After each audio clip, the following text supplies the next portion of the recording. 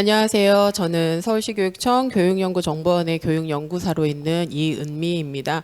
아마 말씀하셨던 것처럼 처음에 이제 말씀해 주셨던 것처럼 지금 대입 제도에 대해서 저희가 이제 10월 10날 교육부에서 발표가 있었습니다.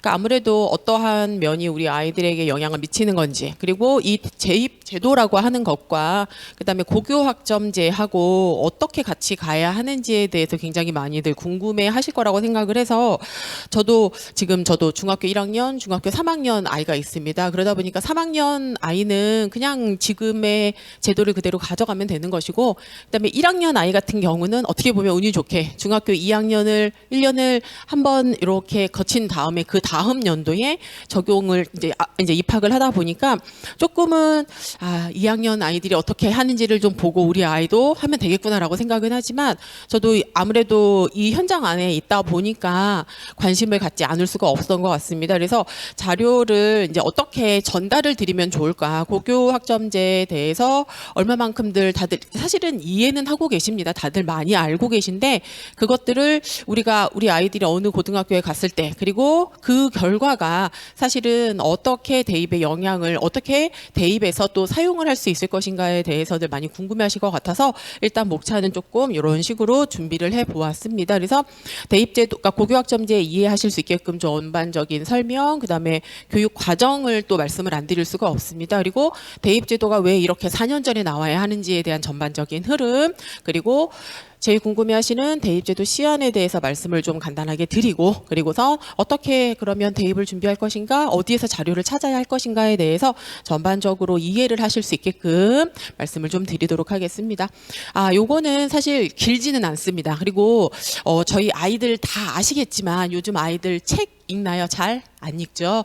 그리고 지금 아이들이 사실은 저희가 이제 디지털 원주민이라고 부릅니다. 그러니까 엄마 아빠들은 사실 뭐 X세대 막 이렇게 부르셨던, 그래서 어떻게 보면 디지털 그러니까 이주민이에요. 쉽게 말하면 우리는 어렸을 때는 그런 디지털 세대에 있지 않았지만 대학에 가고 사회에 나와서는 디지털을 굉장히 많이 썼었지만, 아이들은 태어나는 순간부터 스마트폰을 손에 쥔 아이들이거든요. 그러다 보니까 요즘 아이들은 긴 영상도 사실은 못 봐요. 쇼츠라고 해서 60초 내외거든요. 그래서 요 영상 한 45초 정도 되기 때문에 잠깐 보고 어떠한 핵심을 좀 잡으셔야 되는지를 조금 말씀드려보도록 하겠습니다. 영상 잠시 시청하겠습니다.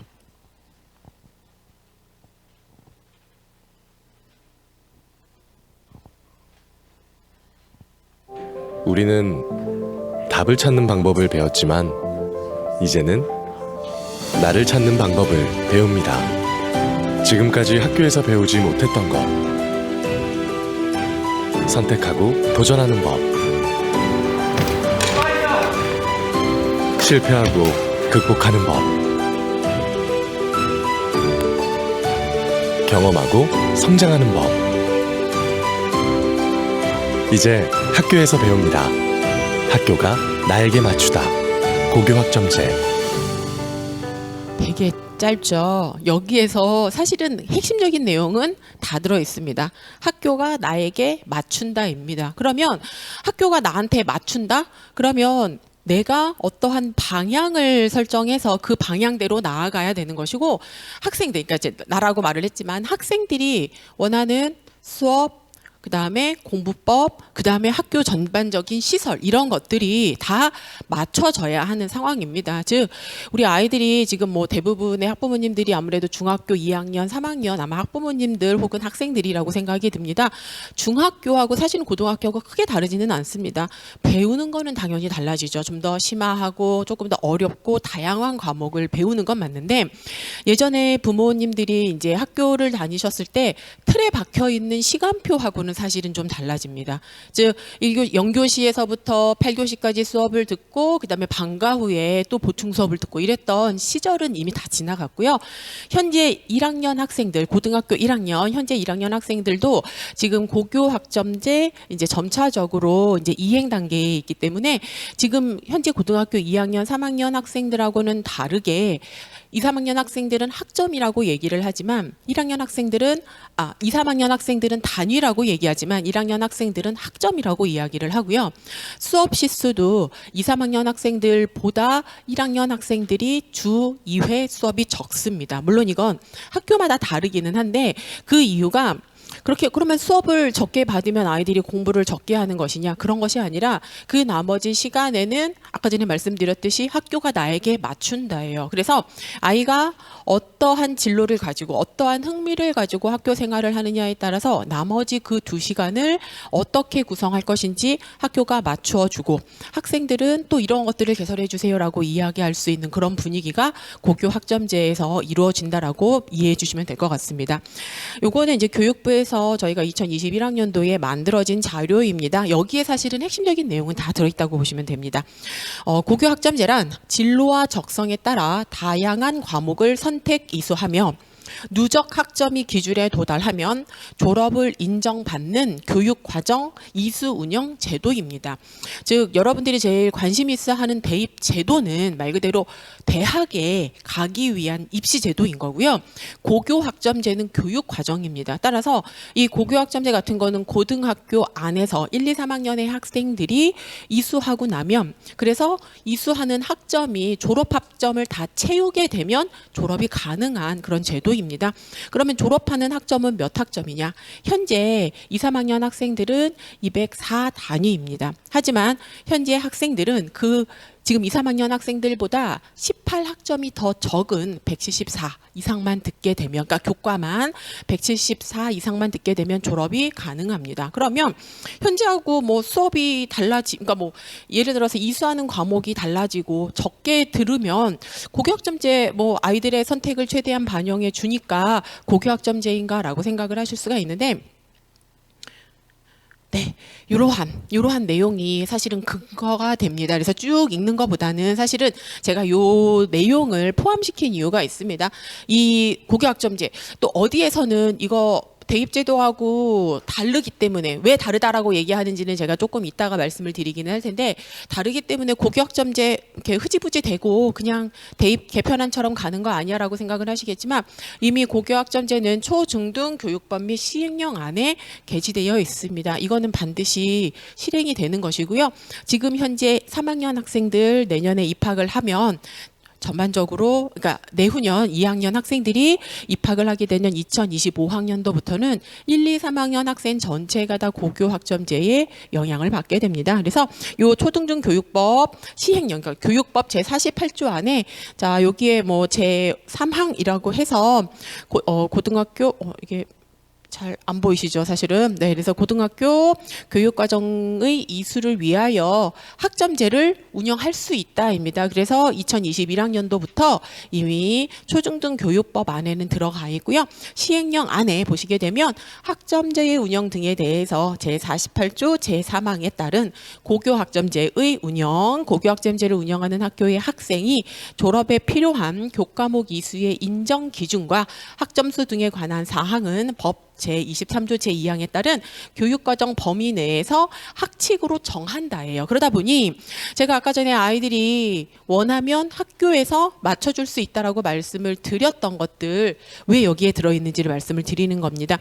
학교에서 개설되는 과목이 다 틀린 거예요. 쉽게 말씀을 드리면. 그러니까 예전에 저희가 고등학교 뭐 수학 2시간 듣고 국어 듣고 이렇게 하는 것이 아니라 이제는 똑같은 시간에 묶여져 있는 과목을 서로 다르게 듣는 거예요. 어떤 학생은 예를 들어서 뭐 월요일 3교시에 연극 수업을 들을 수 있고요. 월요일 3교시에 사회 과목을 들을 수 있고 월요일 3교시에 과학 과목을 들을 수 있다라는 그런 근거를 가지고 있는 것입니다.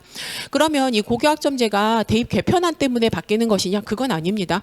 대입 개편안, 지금 2028학년도 대입 개편안은 10월 10일 날 이제 발표가 된 거고요. 고교학점제는 사실 10년 전부터 준비를 해 가지고 왔습니다. 그리고 사실은 어디서부터 온 거냐면 97년도 저희가 지금 현재 하고 있는 교육 과정, 지금 고등학교 그리고 내년 그러니까 올해 중학교 3학년 학생들까지는 2015 개정 교육과정이다라고 이야기를 하는데 실질적으로 2015 개정 교육과정이나 2022 개정 교육과정이나 다 7차 교육과정입니다. 7차 교육과정은 97년도부터 시작을 했었고요. 그 당시에도 2학년, 3학년, 고등학교 2학년, 3학년 학생들은 선택 과목으로 이수를 하고 졸업을 한다라는 내용이 있었는데 그것들이 조금 더 구체화되고 실질적으로 학교 안에 안착이 된 거는 고교 학점제로 이제 시행이 되는 겁니다. 그래서 현재 지금 아이들 2015든 2022든 다 개정 교육과정이라고 얘기하면서 큰 틀은 7차 교육과정 안에서 이루어지고 있다고 봐주시면 될 것 같습니다. 그러면 이러한 교육과정 그러면 8차 아니면 뭐 9차 이런 식으로 교육과정을 바꾸지 왜 개정 교육과정이라고 이야기를 하느냐. 고등학교 1학년 학생들은 공통 교육과정입니다. 그리고 2학년, 3학년 학생들이 선택 교육으로, 그러니까 선택 과목으로서 본인이 원하는 과목을 듣고 그다음에 졸업을 하는 그런 개념입니다. 그러다 보니 진짜 전체적으로는 7차 교육과정 안에서 이루어지게 되는 거고요.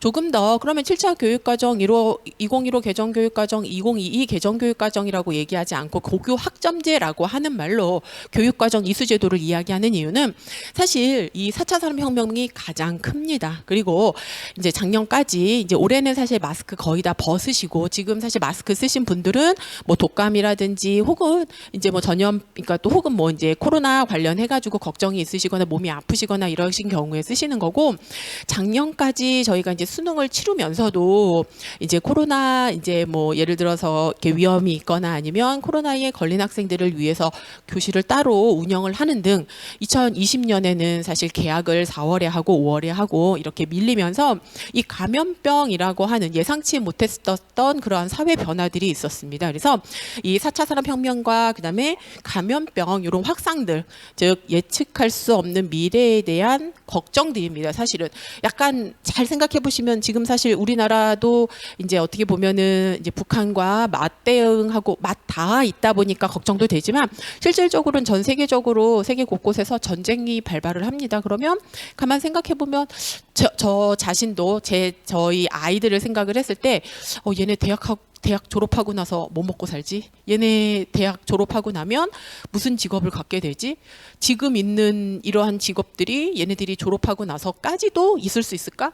AI가 개발이 된다는데 사람보다 더 능력이 뛰어나서 얘네들이 먹고 살 건 없어지지 않을까? 막 그런 생각들을 사실은 하게 되거든요. 즉, 이 예측할 수 없는 미래가 가장 큰 이유입니다. 그리고 이 저출산 학력 인구 감소 즉 요즘에는 사실 인구 절벽 시대라고 이야기를 합니다. 여기에 보시면 아시겠지만 이 숫자들을 다 기억하실 거는 아니지만 여기에서 보시게 되면 이 그래프가 점점 떨어지고 있다라고 하는 걸 봐주시면 됩니다. 현재 고1하고 현재 중3 학생들까지는 괜찮습니다. 학급 수가 거의 유지가 되지만 여기 보시면 아시겠지만 2020학년도 이후부터는 정말 급감하고 있다는 거. 그래서 여기에 2000년대 토반만 하더라도 그때의 비율에 비해서 3분의 1 수준으로 떨어진다라고 하는 걸 보실 수가 있습니다.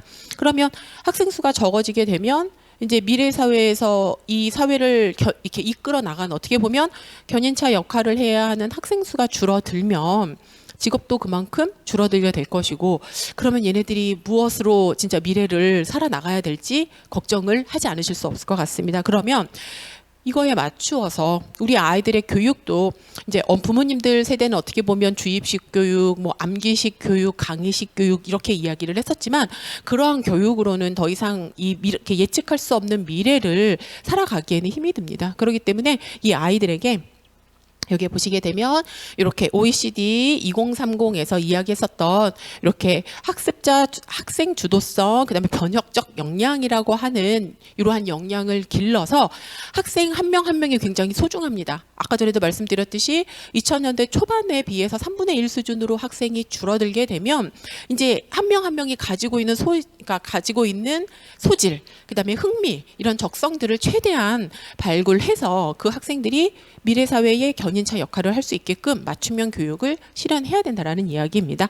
그래서 이제 새로운 학습 여기 새로운 학습 성향이라고 나와 있는데 제가 처음에도 영상을 준비하면서 긴 영상이 아니라 짧은 영상을 준비했었던과 일맥상통한다고 보시면 됩니다. 책 읽는 거 너무 힘들어해요. 그래서 이 아이들이 글쎄요 이제 수능이 어떻게 또 바뀔지 어떠한 방향으로 갈지는 잘 모르겠지만 수학하고 영어는 어렸을 때부터 굉장히 많이 사교육을 합니다. 그리고 선행학습도 굉장히 많이 합니다. 그러다 보니까 정작 고등학교에 가서 아이들이 좌절을 겪는 건 국어 영역입니다. 그래서 국영수를 골고루 해야지만 아마 고등학교에 가서 그러니까 그만큼 투자하는 시간이 국어에도 투자를 해야 되는 건데 그러려면 사실은 독서가 많아야 되거든요. 근데 이 디지털 원어민, 원주민인 이 학생들에게는 어떻게 보면은 책을 읽는 것도 힘들고 긴 영상을 보는 것도 힘들고 이제는 60초 내외의 그런 쇼츠 영상만으로 그렇기 때문에 그러한 학생들을 대상으로 학교 안에서 45분, 50분을 책만 가지고서 수업을 하는 건 어떻게 보면 이제는 조금 힘든 시기가 되었다고 볼 수밖에 없습니다. 그래서 학교 현장도 학생들이 흥미를 가지고 수업에 참여할 수 있게끔 다양한 수업 방안을 개선을 하고 그다음에 평가에도 다양한 방법을 이제 구성하고 있다라고 하는 걸 말씀드릴 수 있을 것 같습니다.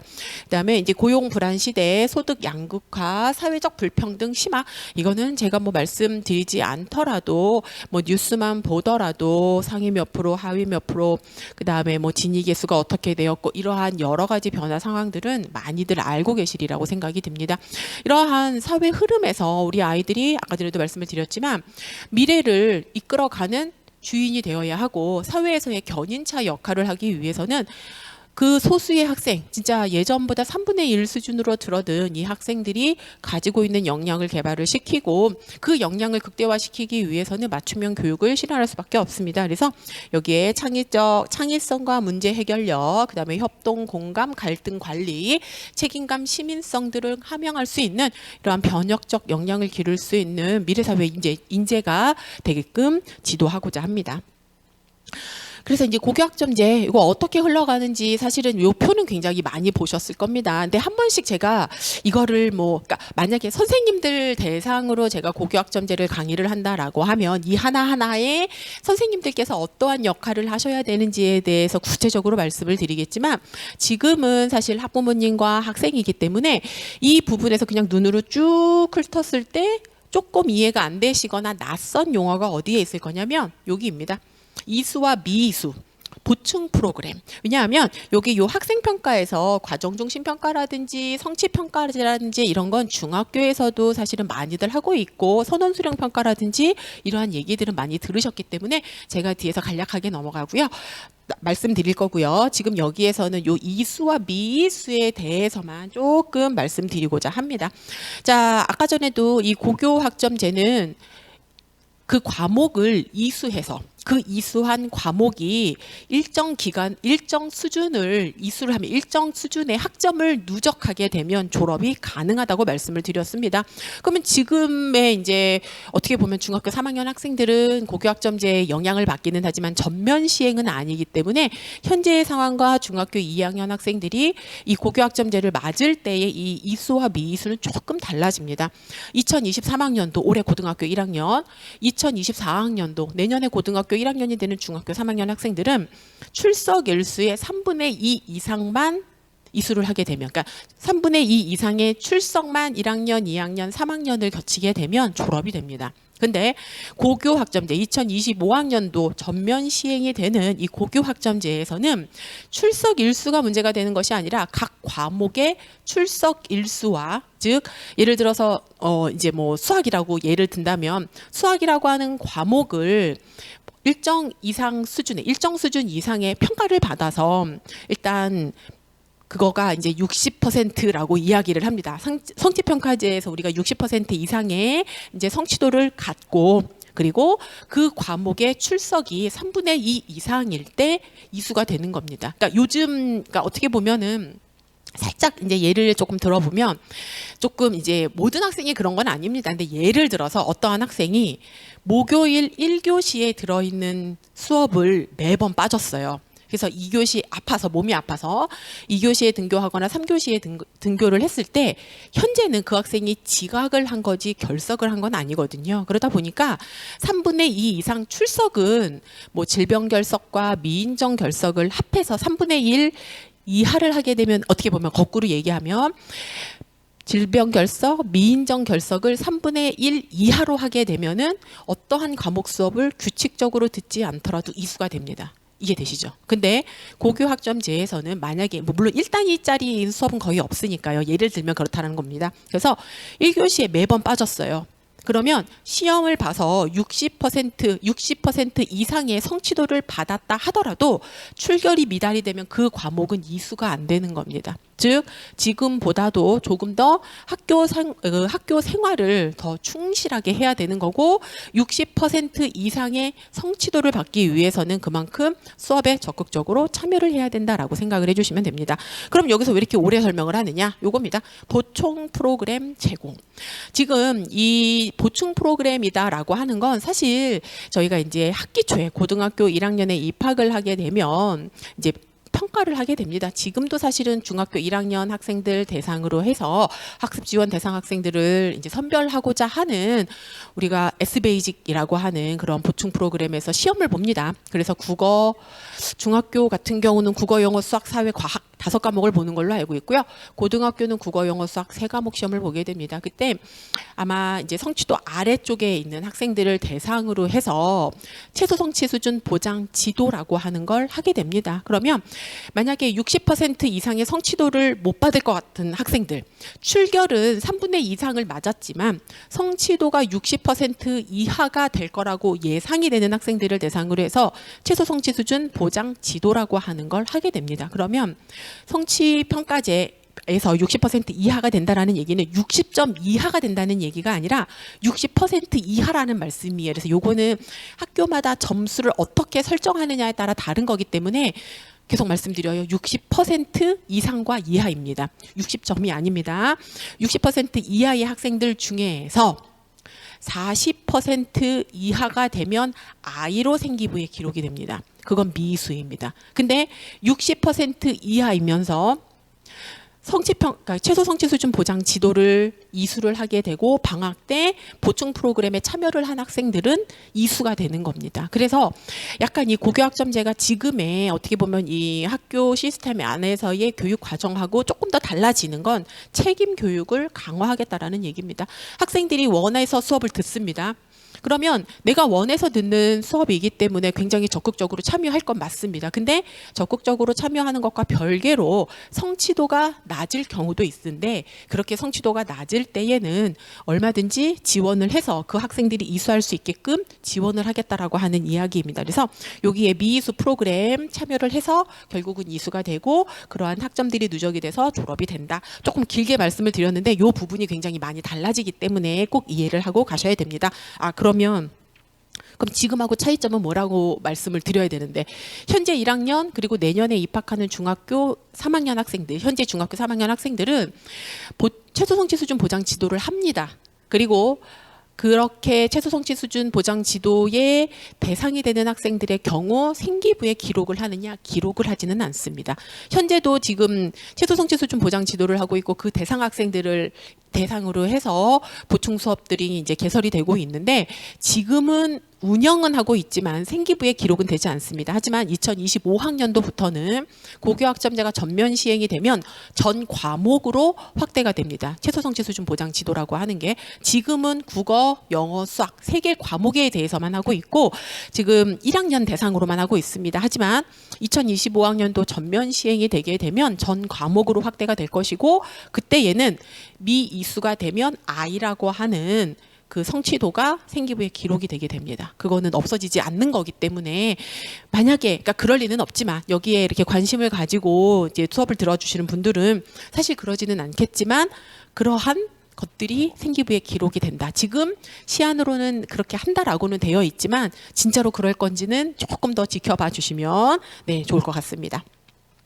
그래서 진로 및 학업 설계 지도라고 하는 걸 아까 전에도 이제 1학년 학생들의 방향이 정해져야 혹은 어떠한 과목을 내가 듣고 어떠한 과목이 개설이 됐으면 좋겠다라고 하는 그러한 내용이 되려면 이 아이들이 내가 어떠한 것에 흥미를 가지고 있는지, 그럼 내가 그러한 직업을 갖기 위해서 어떠한 과목을 들으면 좋을지, 대학에는 어떠한 어떠한 학과들이 개설이 돼 있어서 그쪽 방향으로 나아갈 것인지에 대해서 진로 지도도 이루어져야 합니다. 그래서 여기에 보시게 되면 여기 이제 이렇게 교육과정 이수팀이라고 해서 교육과정 기획 담당 진로 상담 교사 1학년 담임 선생님들이 같이 협력을 합쳐서 1학년 때부터 아이들에게 진로 시간에, 저희가 이제 고등학교 1학년 같은 경우 진로 시간에 이러한 것들을 쭉 매번 하면서 상담과 그다음에 과목 개설, 그러니까 과목을 선택할 때 상담이라든지 학교마다 또 다양하게 그 과목 선택과 관련해서 박람회를 개최하는 학교들도 있고요. 뭐 이렇게 선배들이 교실에서 이렇게 돌아다니면서 이야기하는 경우도 있고, 각각의 또 상담을 하실 수 있게끔 그러한 프로그램들은 각각의 학교에서 개설을 해서 운영을 하고 있습니다. 그래서 학업 설계 지원 시스템을 구축을 하고, 그다음에 어떻게 보면 교사의 역할이 예전에는 그냥 교실에서 수업을 하고 아이들을 지도하는 것에서만 국한되는 것이 아니라 이렇게 교육과정 이수 이력을 관리하고 지도를 위한 교사의 역할의 변화도 가져오게 될 것이다라는 얘기입니다. 그래서 고등학교 1학년에 입학을 하시게 되면 아마 6월 달부터 이 과목 개설과 관련해서 과목 이수, 그러니까 과목 선택과 관련해서 굉장히 많은 프로그램들이 운영을 하게 됩니다. 그때 담임 선생님들과 상담을 하시는 거나 아니면 진로교사 선생님들과 하거나 아니면 교육과정 담당 선생님과 상담을 하시거나 다양한 방법을 통해서 그런 과목에 대한 뭐 이렇게 설명이라든지 자료들을 얻으실 수도 있습니다. 그리고 저희 그 연구정보원에서도 선택 과목 안내서라고 하는 걸 개발을 해서 서울 진로진학정보센터라고 하는 곳에 탑재가 되어 있습니다. 그래서 그러한 자료들을 확인을 해보시면서 아이들에게 어떤 과목을 선택하는 게 좋은지에 대한 이야기를 해보시는 것도 좋을 것 같습니다. 네, 그래서 수업 및 학생평가는 어떻게 반영이 되느냐?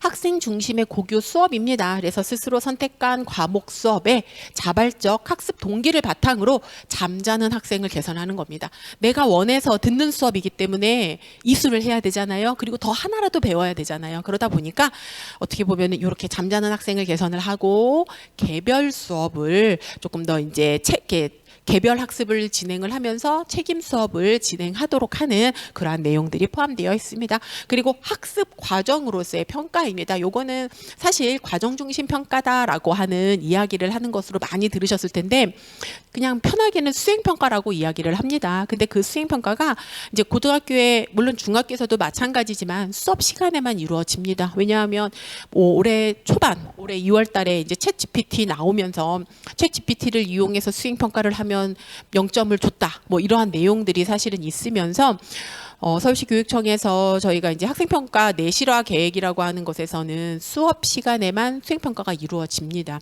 그래서 과정 중심 평가, 학교 안에서 수업 시간에 이루어지는 내용을 가지고서 점수를 부여를 하고, 그리고 그러한 수행 평가가 말 그대로 결과만을 평가하는 것이 아니라 그러한 학습의 결과를 나타내기 위한 과정으로서의 그러한 평가들을 우리가 하고 있다라고 하는 걸로 이해를 해주시면 될 것 같습니다.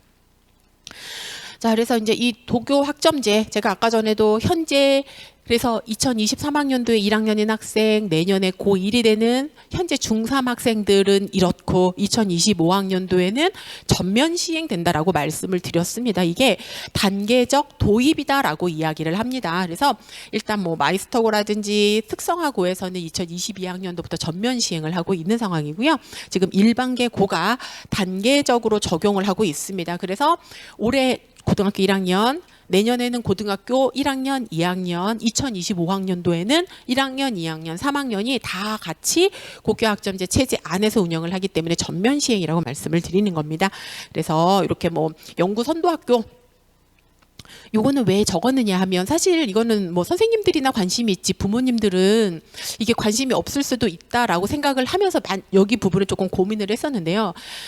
이 연구 선도학교라고 하는 게 사실은 뭐냐 하면 자, 올해 1학년의 고등학교 1학년 학생들에게 고교 학점제를 딱 시행을 하면서 2학년, 3학년은 다르게 운영을 하느냐 그런 것은 아닙니다. 그러니까 현재 1학년 학생들의 학점을 174 더하기 18 이래서 190 단위가 될 텐, 190 학점이 될 텐데 그 학점을 듣게끔 하기 위해서 전부터 각각의 고등학교들은 사실은 준비를 해가지고 왔었습니다. 그게 바로 연구학교라든지 이제 선도학교라고 하는 이름으로 지금까지 준비를 해왔던 거거든요. 그래서 여기 보시게 되면 전국에 1965개의 고등학교가 전면 시행하고 있습니다. 그래서 현재 고등학교는 다 선도학교, 연구학교를 하고 있고요. 그러다 보니까 모든 고등학교가 다 연구 선도학교다 보니까 이제는 고교학점제 준비학교라는 이름으로 고등학교가 다 준비는 되어 있습니다. 그래서 혹시 중학교 부모님들 중에서 그러니까 뭐 고등학교 자녀를 두신 분들은 아마 과목 선택이라든지 이런 것들이 굉장히 익숙하시겠지만 중학교 학부모님들 중에서는 올해 1학년 하고 내년에 2학년 하고 3학년 하면 학교가 좀 어수선하지 않을까? 그렇지 않다라는 말씀을 드리고자 밑에다 썼습니다. 현재 모든 학교는 다 고교학점제 준비학교로서 그러니까 서울시만 그렇게 운영을 하는 게 아니고요. 전국에 있는 모든 고등학교가 다 이미 준비는 완료되어 있는 상황이고 1학년부터 고교학점제를 시행하고 있다. 이렇게 봐주시면 될 것 같습니다. 그래서 지금 여기 이제 이 대입제도 개편안 요거에 대해서 이제 제가 뒤에 가서 이제 따로 말씀을 드리기는 할 건데 이 대입제도 개편안과 어떻게 보면은 고교학점제가 좀 같이 발을 맞추어 가면 좋겠다라고 하는 게 사실은 이제 뭐 교육청이라든지 아니면 이쪽에서 이제 일을 하는 교육부 관계자들의 이야기였습니다. 근데 약간 발표가 저희가 생각했던 거하고는 조금 달라서 아마 고민들을 하고 계실 텐데 제가 요거를 왜 여기다 썼냐면 이 날짜를 보셔야 됩니다. 아까 전에도 말씀을 드렸듯이 10월 10일 날 발표를 했던 건 시안입니다. 안이에요. 안. 그래서 아직 그거는 확정된 거는 아니고요. 그때 그렇게 시안을 발표를 하고 지금 학부모 관련해서 혹은 교원 대상 공청회를 계속 개최하고 있습니다. 그래서 실질적으로 결정이 나는 거는 내년 2월입니다. 그래서 제가 이거 강의를 준비를 하면서 내년 2월 달에나 확정이 될 건데 말씀을 드리면 혼란을 드리지 않을까. 근데 이제 어쨌든 간에 완전히 근간을 다 흔드는 것 같지는 않습니다. 그렇다면 바뀌는 거에 대해서는 2월 달에 가셔서 바꾸시면 되는 거고 큰 틀은 아마 이렇게 한번 고교학점제하고 이 대입 개편안 시안하고 이렇게 어떻게 발을 맞추어 가고 있는지 어떠한 면에서 요거에 대해서 다들 관심을 가지고 있는지에 대해서는 말씀을 드릴 필요가 있어서 일단 현재 발표되어 있는 시안을 기반으로 해서 말씀을 좀 드리도록 하겠습니다. 제가 좀 이따 말씀드리는 건 확정된 건 아니라는 걸 감안을 하고 들어주시면 될 것 같습니다. 그래서 지금 요거는 이제 시수가 왜 줄어드는지에 대한 이야기입니다. 자, 지금 현재 아까 전에도 제가 말씀을 드렸듯이 그러니까 이제는 중학교 1학년, 그러니까 고등학교 1학년, 중학교 3학년으로 제가 이야기를 하겠습니다. 현재 고등학교 1학년 학생들은 고교 학점제 어쨌든 준비 단계에 1단계에 들어가 있다 보니까 여기 보시면 1학점 수업량이 17회에서 16회로 줄어들었습니다. 이게 무슨 소리지? 한 학기가 17주로 이루어져 있는 겁니다. 쉽게 말하면. 그러다 보니까 1학기, 그러니까 한 학기에 3단이다라고 얘기를 하면 혹은 3학점이라고 이야기를 하게 되면 결국은 17 곱하기 3 해서 51시간의 수업을 들어야 되는 겁니다. 이해되시겠죠? 그래서 지금 2, 3학년 학생들 같은 경우는 17회를 수업을 해야 그게 단위로서 인정이 되는 거지만 현재 1학년 학생 같은 경우는 16회로 그러다 보니 저희가 똑같은 교육과정 그러니까 1학년, 2학년, 3학년 동시에 수업을 진행을 하다 보니 그것들을 계산을 해보면 주당 2시간의 수업이 적어지게 됩니다. 그래서 지금 현재 3학년 학생들 같은 경우는 그러니까 일반적으로 다 그런 건 아닌데 일반적으로 6교시가 한 번 그 다음에 7교시가 4번입니다. 그렇게 구성이 되어 있을 텐데 현재 1학년 학생들은 6교시가 3번, 7교시가 2번입니다. 그러면 지금 혹시 1학년 학부모님들 계시면 우리 아이는 그렇게 일찍 안 오던데 얘 어디 갔다 오나 이게 아니라 학교에서 그 2시간을 그러면 2, 3학년과 다르게 운영이 되는 그 2시간을 일찍 학교하게 하느냐 그게 아니라 학교가 나한테 맞춘다고 말씀을 드렸잖아요. 그 2시간 중에 1시간은 기초학력이 부족했었던 그 최소성취 수준 보장 지도라고 하는 걸 그 시간에 하게 되고요. 또 하나의 1시간은 학교 특색 프로그램을 돌리는 학교들이 있고요. 예를 들어서 뭐 뮤지컬이라든지 아니면 연극이라든지 반별 혹은 학년별 그러한 프로그램을 운영을 하고요. 또 어떠한 경우에는 공동교육과정이라고 하는 정보라는 걸 개설을 해서 학생들이 원하는 수업을 듣게끔 하고 있습니다. 근데 나는 예체능 할 거기 때문에 그거 안 해요. 그러면 그런 경우는 아마 하교를 시키는 경우도 있을 수는 있지만 현재 공식적으로는 6교시가 3번, 7교시가 2번입니다. 하지만 학교별로 학생들을 그냥 하교를 시키는 것이 아니라 책임 교육의 일환으로 1시간은 최소 성취 수준 보장 지도 혹은 우리 아이는 그 최소 성취 수준 보장 지도 대상이 아닌데 그러면 그때에는 학교에서 개설한 방과 후 수업을 듣게 되는 겁니다. 그리고 나머지 1시간은 학급 특색 활동이라든지 그러니까 학년 특색 활동이라든지 학급 특색 활동이라든지 혹은 공동 교육 과정이라든지 아이들이 원하는 수업을 혹은 그러한 프로그램을 개설을 해서 들을 수 있게끔 준비하고 있습니다. 그래서 이렇게 여기에는 지금 16 플러스 1회 그래서 192학점 말씀드렸는데 이제는 2025학년도가 되면 1, 2, 3학년이 전체 다 같이 192학점으로 맞춰지게 된다라는 이야기입니다. 그래서 요거는 이제 조금 헷갈리실까봐 현재 1학년에서 3학년 이렇게 봐주시게 되면 1학년만 192학점, 2, 3학년은 204단위라고 하는 용어가 보이실 겁니다. 그러다가 내년에는 이렇게 192학점, 그 다음에 3학년만 단위로 쓰다가 자 이제는 2025학년도부터는 전체 1, 2, 3학년 모든 학생이 192학점으로 운영이 되는 고교학점제가 운영하게 될 겁니다. 자 여기서 넘어가기 전에 요거 하나만 더 말씀을 좀 드리도록 하겠습니다. 제가 아까 전에 최소 성취 수준 보장 지도에 대해서는 말씀을 드렸으니까 이해를 하시리라 보고요. 여기에서 성취평가제라고 하는 게 있습니다. 자, 이게 사실은 이제 조금 쉽게 이해하시려면 절대평가와 같다라고 이해하시면 됩니다. 그래서 이제 지금 사실 중학교 학부모님들은 다 이해를 하실 겁니다. 90점 이상이면 A, 80점 이상이면 B, 뭐 70점 이상이면 C 이렇게 되거든요. 근데 성취평가제는 90점 이상이 A가 아니라요. 90% 이상이면 A입니다. 그러니까 90점 그러면 중간고사, 기말고사, 수행평가를 합해서 점수 90점 이상이 넘으면 A인 거거든요. 근데 고등학교에서는 이 성취평가제라고 하는 건 문제의 난이도에 따라서 어떤 때는 어려웠을 수도 있잖아요. 그러다 보니까 몇 점 이상을 받은 학생들이 A일 것이다라고 이야기를 하는 겁니다. 그래서 예를 들어서 문제가 조금 쉬웠어요. 그러면 90점 받은 학생들을 A로 선택할 수도 있고요. 문제가 조금 어려워서 한 85점 이상만 받아도 A의 성취도를 가졌다라고 이야기를 하는 겁니다. 그렇기 때문에 이 성취평가제하고 절대평가하고 등호는 아닙니다.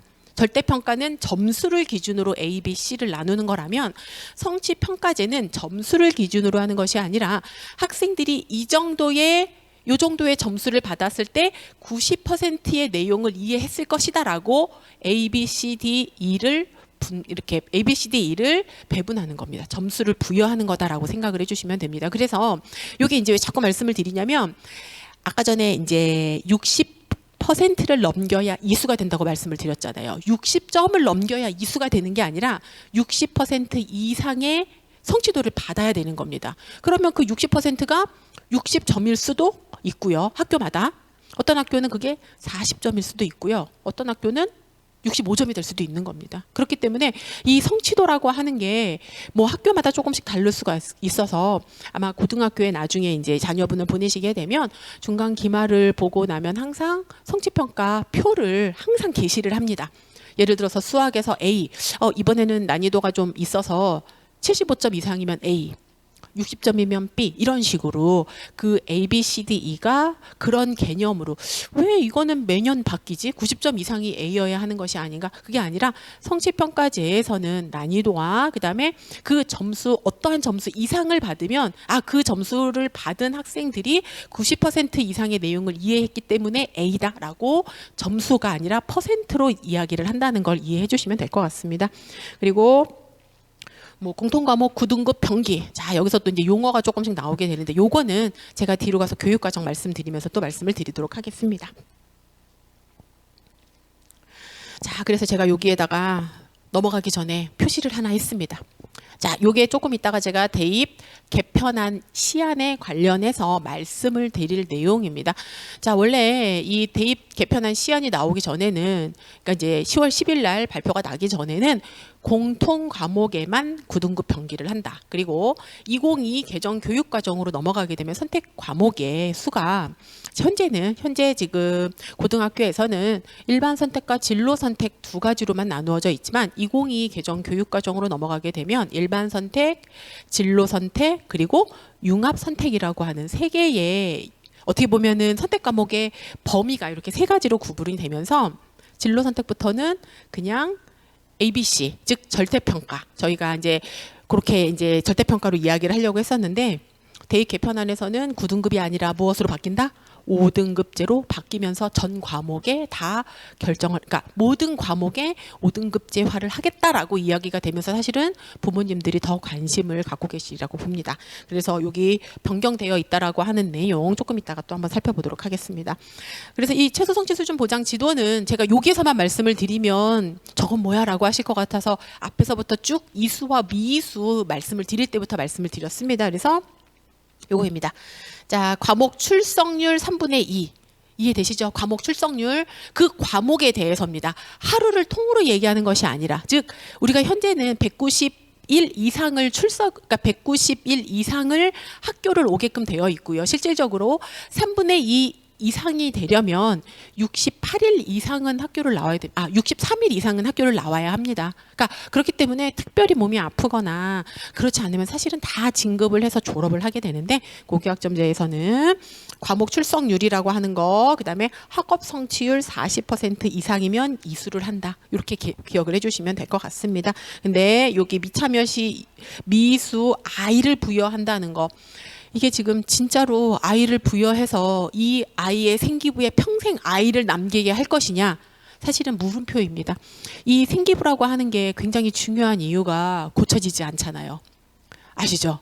그렇다 보니까 아이가 발생하지 않도록 사실은 그러니까 미수가 발생하지 않도록 원하는 과목을 듣고 성실하게 수업을 들으면 당연히 이수는 될 겁니다. 근데 이제 만에 하나 미수 과목이 생기면 아까 전에도 말씀드렸듯이 최소 성취 수준 보장 지도라고 하는 책임 교육을 통해서 이수를 할 수 있게끔 지원은 할 겁니다. 근데 이것도 저도 싫고 나는 미수를 하겠다? 그럼 그런 경우에 진짜 아이를 부여할 것인가? 그럴 것 같지는 않습니다만 어쨌든 현재로서는 이수를, 그러니까 아이라고 하는 이 평가를, 그러니까 이제 저희가 이제 그 성취평가제 A, B, C, D, E 한 다음에 I, 인컴플리트거든요. 그래서 이 I를 기록하는 걸로는 되어 있지만 실질적으로는 어떻게 될지는 또 그때 가봐야 알 것 같기는 합니다. 근데 현재로서는 그렇다라고 하는 걸 참고로 봐주시면 좋을 것 같습니다. 요거 굉장히 논란이 많기는 합니다.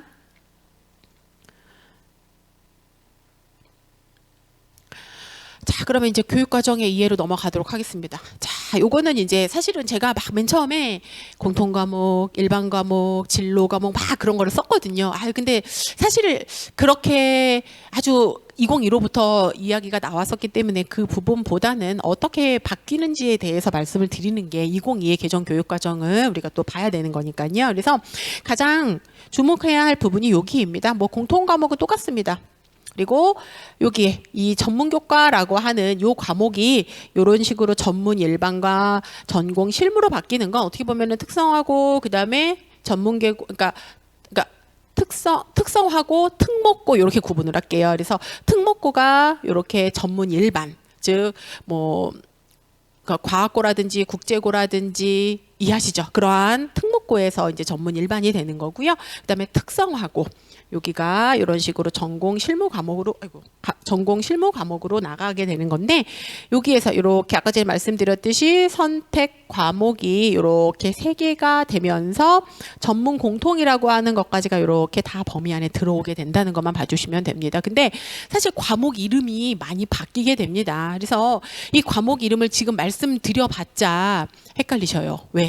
어떠한 내용이 들어가고 빠지고는 사실 지금 말씀드리는 것보다 이제 고등학교에 입학을 해서 2022 개정 교육과정이 이제 2025년도 현재 중학교 2학년 학생들이 이제 들어가게 되면 그때부터는 2022 개정 교육과정 하에서 이제 과목을 선택을 하고 어떠한 과목이 그 안에 들어가는지를 살펴보는 거기 때문에 지금은 어떻게 이 선택 과목이 이렇게 세 개로 나누어진다라는 정도만 일단 잡고 가시면 어떨까 생각이 듭니다. 근데 여기서 제가 아까 전에도 말씀드렸듯이 이 부분입니다. 공통 과목에 성취도 석차 등급 내는 건 이거는 처음부터 이 고교학점제 안에서 이야기했을 때 변경된 내용은 아닙니다. 그때도 공통 과목은 9등급으로 병기를 하겠다라는 내용이었는데 원래 시야는 여기 보시는 것처럼 선택 과목, 그게 일반 선택이건 진로 선택이건 융합 선택이건 선택 과목에서는 석차 등급을 내지 않겠다라고 이야기를 했었습니다. 근데 대입 개편한 시안에서는 이거를 동그라미로 바꾸어 버렸습니다. 9등급이 아니라 5등급제. 그래서 이 공통 과목도 전체적으로 9등급이 아니라 다 5등급으로 병기를 하겠다라고 이야기한 부분이기 때문에 관심을 갖고 봐주시면 될 것 같습니다. 그래서 기초소형 함양을 위해서 공통 과목은 유지를 합니다. 그래서 1학년에 1, 2학기는 공통 과목으로 이제 수업을 하게 되고요. 그래서 과목을 살짝 보시게 되면 수학, 기본 수학, 통합사회, 통합과학. 제가 이 과목을 언급하는 이유는 아실까요, 혹시?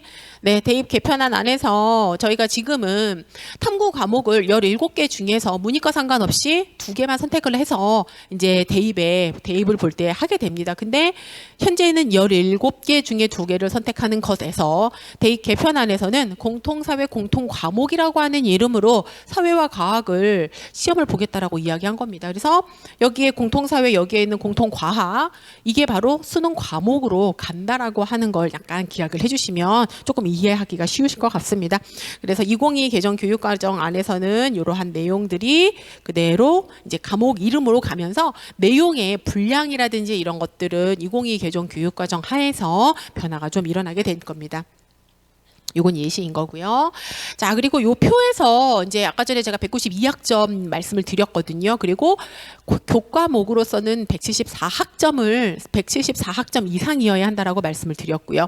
그러니까 예전에는 여기를 보시게 되면 필수 이수학점이라고 하는 게 있습니다. 그래서 국어 10학점, 수학 10학점, 영어 10학점, 한국사 6학점으로 되어 있었던 것인데 국어 8학점, 수학 8학점, 영어 8학점 이상만 들으면 사실은 졸업하는 최소 이수 학점이 되는 겁니다. 그러니까 이것만 듣는 거는 아니지만 내가 국어 과목을 들을 때 8학점 이상은 선택해서 수업을 들어야 한다. 이러한 개념이라고 봐주시면 됩니다. 그래서 과학도 원래는 12학점이었습니다. 여기 이렇게. 근데 이렇게 10으로 바뀌게 되고요. 그 다음에 체육 그대로 가면서 여기에 이제 요 시수가 왼쪽과 조금 달라지는 거를 확인하실 수 있을 겁니다. 그래서 교과는 6단위가 줄어들고요. 그 다음에 창의적 체험 활동도 마찬가지로 24에서 18로 줄어들었습니다.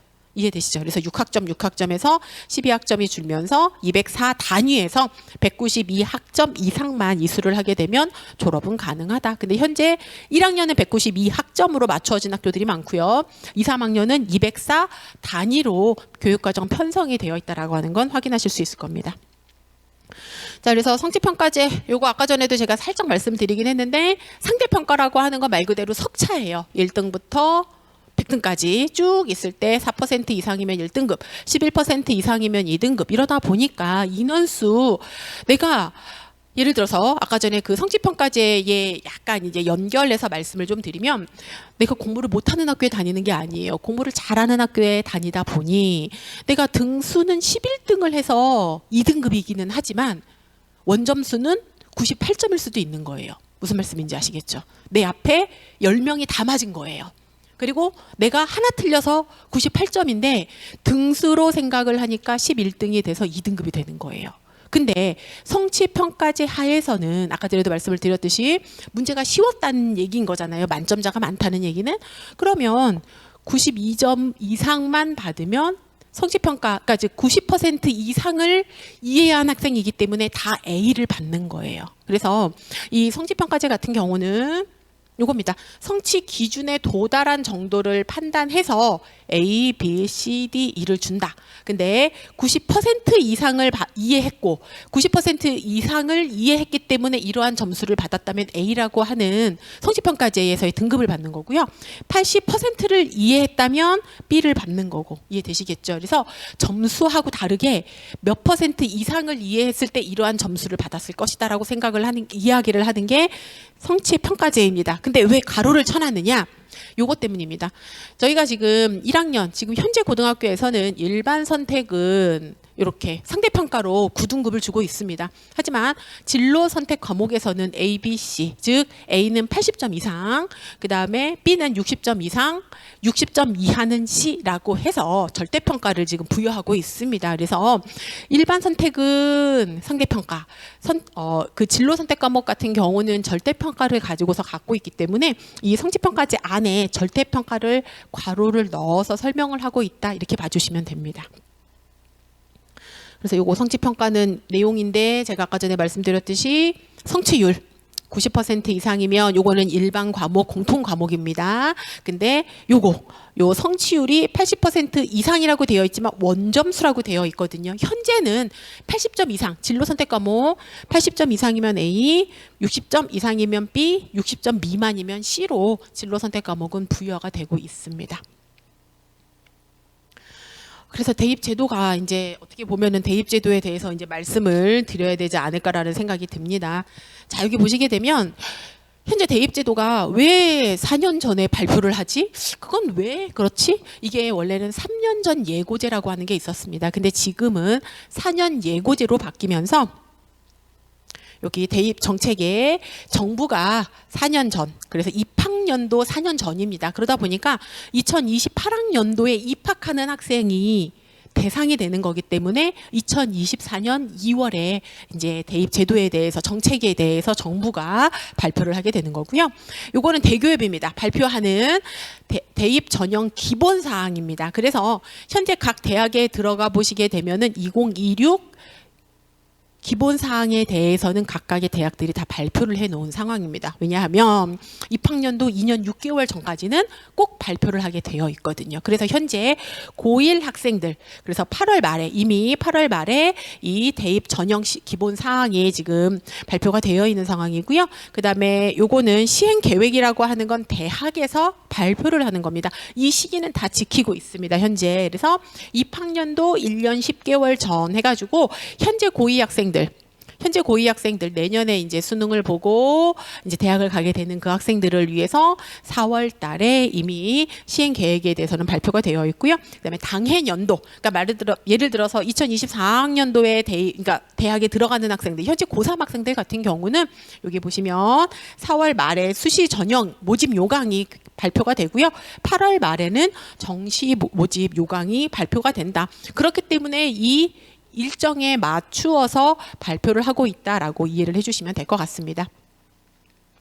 자, 그래서 이거는 제가 이제 뭐 생기부 얘기를 또 안 할 수가 없으니까 그렇다고 깊게 얘기를 하게 되면 저는 오늘 고교학점제하고 대입 제도에 대해서 말씀을 드리려고 온 거기 때문에 이걸 길게 말씀을 드릴 건 아니고 생기부가 굉장히 중요하다라는 얘기는 많이 들으셨을 겁니다. 근데 왜 또 중요하냐? 예전에는 자기소개서가 있었고요. 교사 추천서가 있었습니다. 근데 올해 대입부터는 자기소개서가 싹 다 사라졌어요. 단지 지스트, 이스트 뭐 이렇게 이스트라고 불리는 그런 과기원이라든지 이런 기술대학에서만 이제 자소서를 요구를 했고요. 나머지 대학에서는 자소서가 없습니다. 다 생활기록부만 가지고서 이야기를 합니다. 그리고 학교 이름이 절대 들어갈 수 없습니다. 그래서 여기에 보시게 되면 제목에 보시면 대입제도 공정성 강화 방안이라고 해서 2019년도에 발표가 됐고요. 2020년도부터 학교 이름이 싹 다 사라졌습니다. 그럼 예를 들어서 봉사활동, 내가 어떤 A라고 하는 고등학교에서 다니면서 그 고등학교에서 봉사활동을 했으면 이름이 들어가야 되잖아요. 거기 다 새까맣게 칠해집니다. 그래서 입학사정관들이 학생의 이렇게 생기부를 볼 때 생기부 양식으로 보는 게 아니라 대입 전형 자료라고 하는 걸로, 즉 저희는 이제 생기부 모양으로 보지만 대학에 갈 때는 대입 전형 자료라고 하는 걸로 새로운 양식으로 생성이 되거든요. 거기에는 학교 이름이 하나도 들어가지 않습니다. 이해되시죠? 그래서 이렇게 공정성 강화 방안이라고 하는 거 하에 교과 활동 내용 과목당 500자, 행동 특성 연간 500자. 지금 이 연간은 왜냐하면 1학기, 2학기 각각 들어가는 거 아니야 라고 생각을 하실 텐데 1년에 한 번, 즉 한 항목에 500자씩만 들어가게 됩니다. 자율, 동아리, 여기서 크게 이제 많이 보시는 것들이 여기 왜 수상이 없지? 여기 있죠. 수상 대입 미반영입니다. 그래서 현재 고등학교에서는 무슨 경시대회 이런 거 거의 없습니다.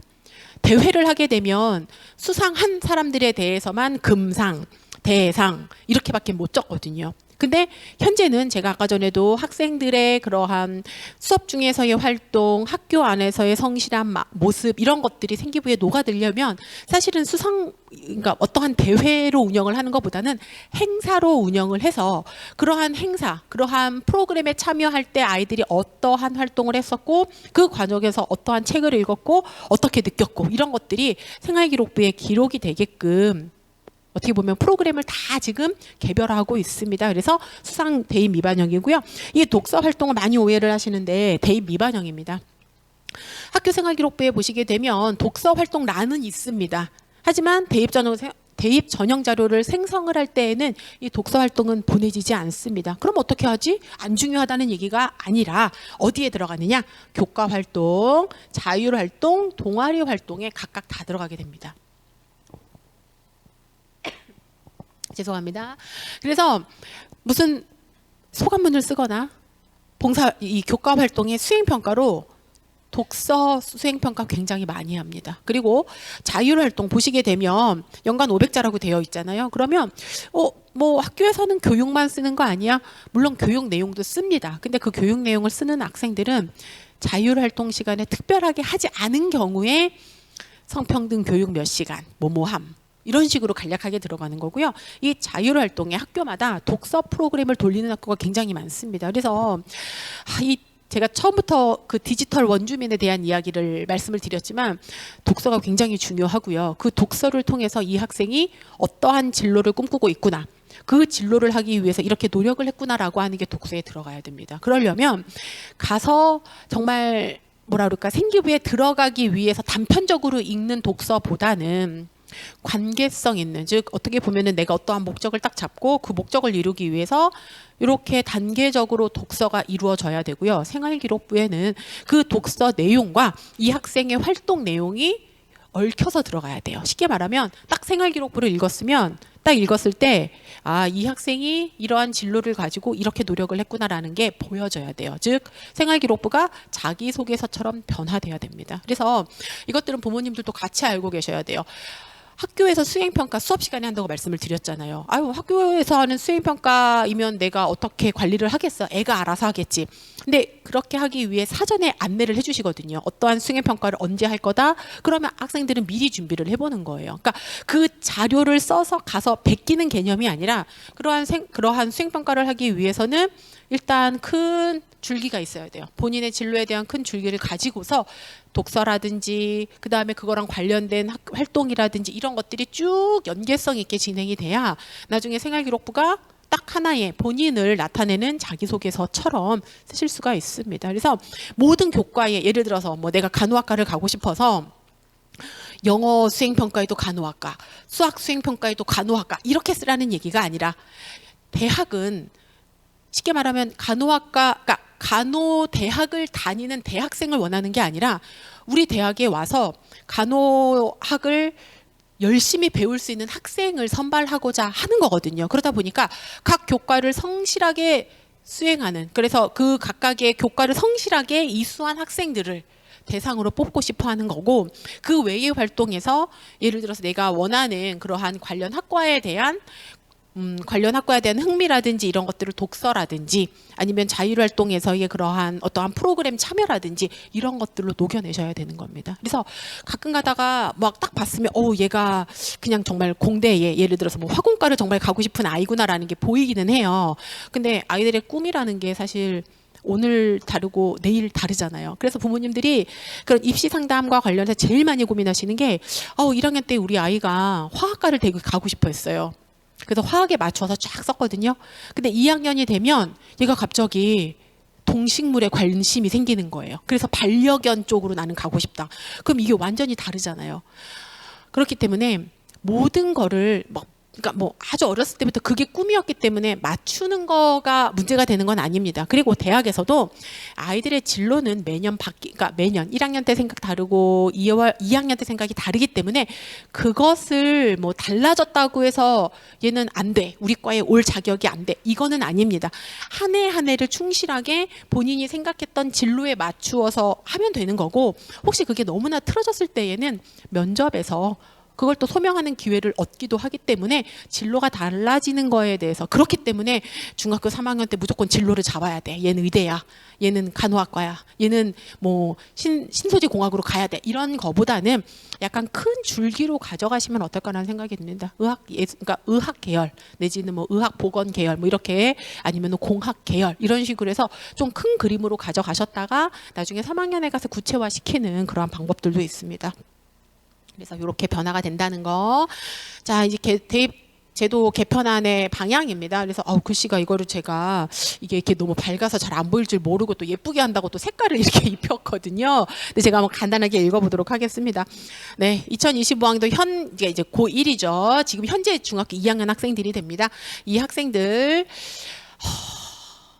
개편의 핵심은 수능 시험과 고교 내신을 같이 보겠다라는 겁니다. 자, 그래서 수능 시험은 공정성 확보, 통합적 그리고 융합적 교육 목표로 하고요. 고교 내신은 공정성 확보, 혁신적 평가 방식입니다. 자, 그래서 제일 눈에 띄시는 게 공정성입니다. 공정성. 자, 그럼 현재 대학이 공정하지 않으냐? 그건 아니죠. 우리가 지금 현재 아이들 제일 많은 전형으로 가는 건 종합 전형입니다. 그리고 물론 서울 안에 있는 인서울 안에 있는 대학에서의 내용으로 봤을 때에는 논술과 혹은 교과도 비중이 있어요, 사실은. 근데 전반적으로 가장 많은 우리가 이제 수시에서의 비율을 따졌을 때에는 종합 전형이 아무래도 가장 큰 관건으로 아이들이 대입을 하고 있습니다. 그리고 한 40% 정도가 이제 정시로 가게 되는 건데, 그 정시는 수능으로 가는 겁니다. 즉 수능 시험 잘 보면 쭉 퍼센트가 나오잖아요. 그 100분위로 가거나 아니면 학교마다 표준 점수 변환해서 이제 그 학교별로 이제 점수를 맞추어서 이제 가나다군 이렇게 원서를 써서 대입을 가게 되는데, 아무래도 이 종합 전형이 걸리는 것 같습니다. 그래서 이 공정성 확보가 굉장히 큰 화두입니다. 그래서 그러면 이 공정하게 하려면 어떻게 해야 될 것이냐? 조금 더 아이들의 등급을 조금 더 폭을 넓게 하고, 그리고 아까 전에 그 공정성 강화 방안에 하고 이렇게 일맥상통한다고 봐주시면 됩니다. 고등학교 이름이 보이지 않게끔 생활기록부를 작성하게끔, 네, 그러한 방향으로 지금 어떻게 보면 2028 이 대입 제도 개편안은 가고 있다라고 봐주시면 됩니다. 그래서 자, 고교학점제 시행을 위한 개편이냐? 어쨌든지 간에 제일 중요한 건 공정성이다. 누구에게나 똑같은 기회를 제공하고 그 기회를 통해서 원하는 대학에 진학할 수 있게끔 지원을 하겠다라는 내용입니다. 그래서 내신 평가가 어떻게 반영이 되느냐, 사실은 요 빨간색이 가장 핵심이지 않을까 싶습니다. 원래 9등급제라고 말씀을 드렸습니다. 근데 현재 중학교 2학년이 이제 고등학교 입학하게 되는 해에는 어떻게 된다? 5등급제로 전 학년 전 과목 5등급제로 바뀌는 겁니다. 현재 9등급과 달라진다라는 얘기죠. 그다음에 지시감기 위주의 평가에서 사고력, 문제 해결력을 평가한다. 그리고 오지 선다형 중심에서 서논술형 평가 중심입니다. 아이고, 서논술형인데 제가 오타를 냈습니다. 자, 그러면 요게 또 이제 또 제가 살짝 다른 얘기로 하게 되면 IB 교육과정 들어보셨습니까, 혹시? IB 교육과정. 이거는 우리나라에서 하는 거는 아니고 이제 프랑스에서 바칼로레아. 네, 그래서 대입에 서논술형을 넣을 것이냐 안 넣을 것이냐 아직은 모릅니다. 근데 현재 서울도 사실은 준비를 하고 있고요. 지금 제일 많이 활발하게 하고 있는 교육 시도가 사실은 대구하고 제주입니다. 근데 고등학교까지 아직 확대가 된 거는 아니고요. 중학교에서 선원수령으로 이제 학생들을 평가를 하고 이제 준비를 하고 있기는 합니다. 그래서 그쪽으로 가고 있는, 어떻게 보면 중간 과정이라고 보여주셔도 될 것 같습니다. 그래서 그냥 제가 아까 전에 5등급제로 변화한다라고 얘기만 드리면, 말씀을 드리게 되면 뭐 5등급 그래 9등급이었던 게 5등급이온 걸로 바뀌는 것밖에 안 되니까 헷갈리실까 봐 제가 이렇게 선을 조금 그어 보았습니다. 아이고. 네, 그래서 여기 원래는 이렇게 9등급으로 간다. A, B, C, D, E 9등급으로 간다. 선택 과목 등급 없다. 전문 교과 등급 없다라고 했던 것에서 다 5등급제로 가게 된다라고 하는 게 핵심일 것 같습니다. 그래서 인원수 영향을 제가 요거를 조금 강조한다고 조금 순서를 바꿨는데, 네, 이렇게 일반고, 그래서 가장 핵심이 뭐냐면 가장 많이 궁금해 하시는 게 요거인 것 같습니다. 9등급제가 5등급제로 바뀌었을 때 어떻게 영향이 학교에 줄 것이냐. 여기 보시게 되면 소규모 학교, 그다음에 소규모 과목의 등급을 조금 그 등급을 분리함을 조금 해소하는. 왜냐하면 가장 문제가 되는 게 사실은 이제 뭐 여기에 있는 학생들이 다 이과를 가거나 공대를 가는 건 아니지만 가장 많이 예를 드는 게 물투 과목입니다. 들어보셨죠? 물리학 투. 어려워요. 그러다 보니까 그리고 물리학 투는 사실 그 이제 진로 교과이기 때문에 물리원을 가지고서 말씀을 드릴게요. 학교마다 고등학교마다 물리원을 몇 개 교실이라고 하긴 좀 그렇고 몇 개 반을 개설했느냐에 따라서 그 학교가 이과 계열 학교인지 문과 계열 학교인지가 바로 나옵니다. 그래서 학교마다 물론 다릅니다. 그래서 물화생지 이 네 과목 물리, 화학, 생명, 지구과학이 1대1대1대1의 비율이 나오는 학교들이 있지만 그렇지 않고 물리학 원이 한 개 반만 개설이 되는 학교들도 있습니다. 그러면 그런 학교는 약간 문과 계열 학교가 되는 거고요. 공대가 굉장히 약합니다. 그러면 이제 뭐 때문에 제가 물리원을 이야기를 하냐면 물리학 원이 막 3개, 4개 반씩 개설되는 학교들도 사실은 많습니다. 어려워도 나는 듣겠다.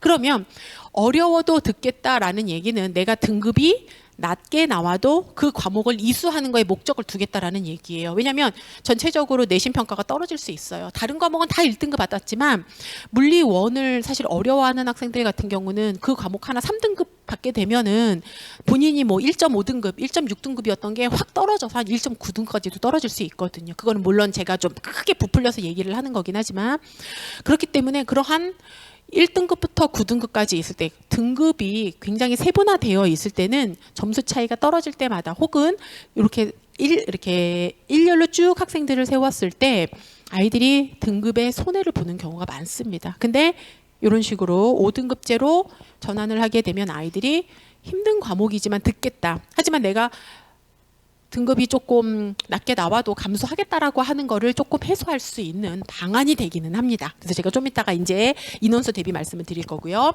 일반고 대 자사고 특목고. 일반고가 상대적으로 유리할 거라고 생각이 듭니다. 요거는 왜 그런지 아시겠죠? 퍼센트가 달라지니까요. 그래서 4%, 11%가 아니라 11%까지가 지금 1등급으로 들어가는 상황이기 때문에 요거는 조금 봐주시면 될 것 같습니다. 그리고 아무래도 상대평가 1등급부터 9등급까지 쭉 되어 있는 과도한 내신 경쟁이 다소 완화될 전망이기는 합니다. 지금 아이들 그래서 지금 아마 중학교 3학년 학부모님 저도 마찬가지입니다. 우리 아이 어디로 보낼까? 내신 빡센 학교 보낼까? 아니면 내신 조금 잘 받을 수 있는 학교를 보낼까? 물론 잘 받고 못 받고의 개념이라기보단 제가 이런 얘기를 하는 그 이면에는 A 학교를 가면 내신 받기 어려운 학교, B 학교를 가면 아주 천상계라고 부르는 1등급대 초반대를 말씀드리는 건 아닙니다. 그 학생들은 어디를 가나 잘하니까. 근데 똑같은 3등급을 받더라도 내신을 받기 어려운 학교들, 일명 정시 위주 학교에서는 3등급이 내신 받기 쉬운 학교, 즉 수시로 80% 이상을 대입을 가는 학교하고는 차원이 다릅니다. 그래서 내신을 잘 받게 하기 위해서 아이들이 굉장히 스트레스도 많이 받고요. 왜냐하면 모의고사 성적을 봤을 때, 그러니까 저도 이제 지금은 교육연구사를 하고 있지만 이전에는 저도 학교에 있었지만 제가 이제 3학년 부장을 할 때 저희 아이들을 보면 제가 그 전에 근무했을 때와 그리고 제가 이제 이전에 근무했었던 그 두 학교만 비교해도 3등급이 똑같은 3등급이 아닌 거예요. 그러니까 수능 위주로 대학을 가게 되는 학교에서 3등급은 3, 6대 내지는 뭐 이렇게 갑니다. 수시로. 근데 정시 위주의 학교에서 3등급 아이들은 수능을 훨씬 잘 보기 때문에 수시로 가지 않아요. 그런 아이들은 다 수능을 잘 봐서 네, 상위권 대를 갑니다. 그러니까 그런 것들을 생각을 했을 때 아무래도 아무래도 일반고가 조금 더 내신 받기. 그러니까 일반고를 무시해서가 아니라 무슨 말씀이신지 아시죠? 이게 조금 되게 예민한 문제이기 때문에 자사고라든지 이런 쪽은 아무래도 성적이 좋은 학생들이 좀 많이 몰리게 됩니다. 그러다 보니까 일반고 안에서 이렇게 상대적으로 유리할 것이다라고 생각이 들고, 그다음에 과도한 내신 조금 완화되지 않을까라는 그러한 내용. 그리고 3학년까지 그러다 보니 내신 성적 받으려고 하는 것도 약간 완화가 되면 학교 활동에도 더 적극적으로 참여하고 더 풍성하게 되지 않을까라는 생각으로 이야기를 합니다. 자, 그래서 이렇게 변별력 확대하는 거, 이러한 내용들. 네, 그렇죠. 아무래도 9등급 때는 시험 문제 조금만 어려워도 등급이 잘 갈렸거든요. 근데 5등급제로 바뀌게 되면 내신 변별력도 당연히 확보를 해야 되는 거고요. 그래서 지금 이제 여러분들이 이제 부모님과 학생들이 보셔야 하는 게 요거일 것 같습니다.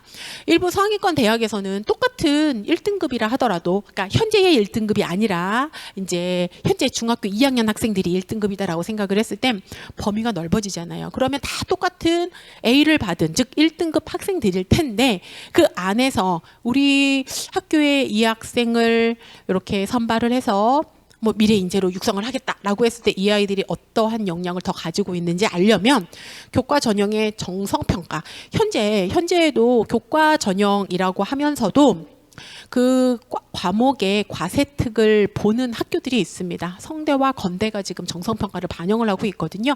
그러한 대학들이 더 늘어나게 될 예정입니다. 그리고 수능 최저가 당연히 강화될 수밖에 없습니다.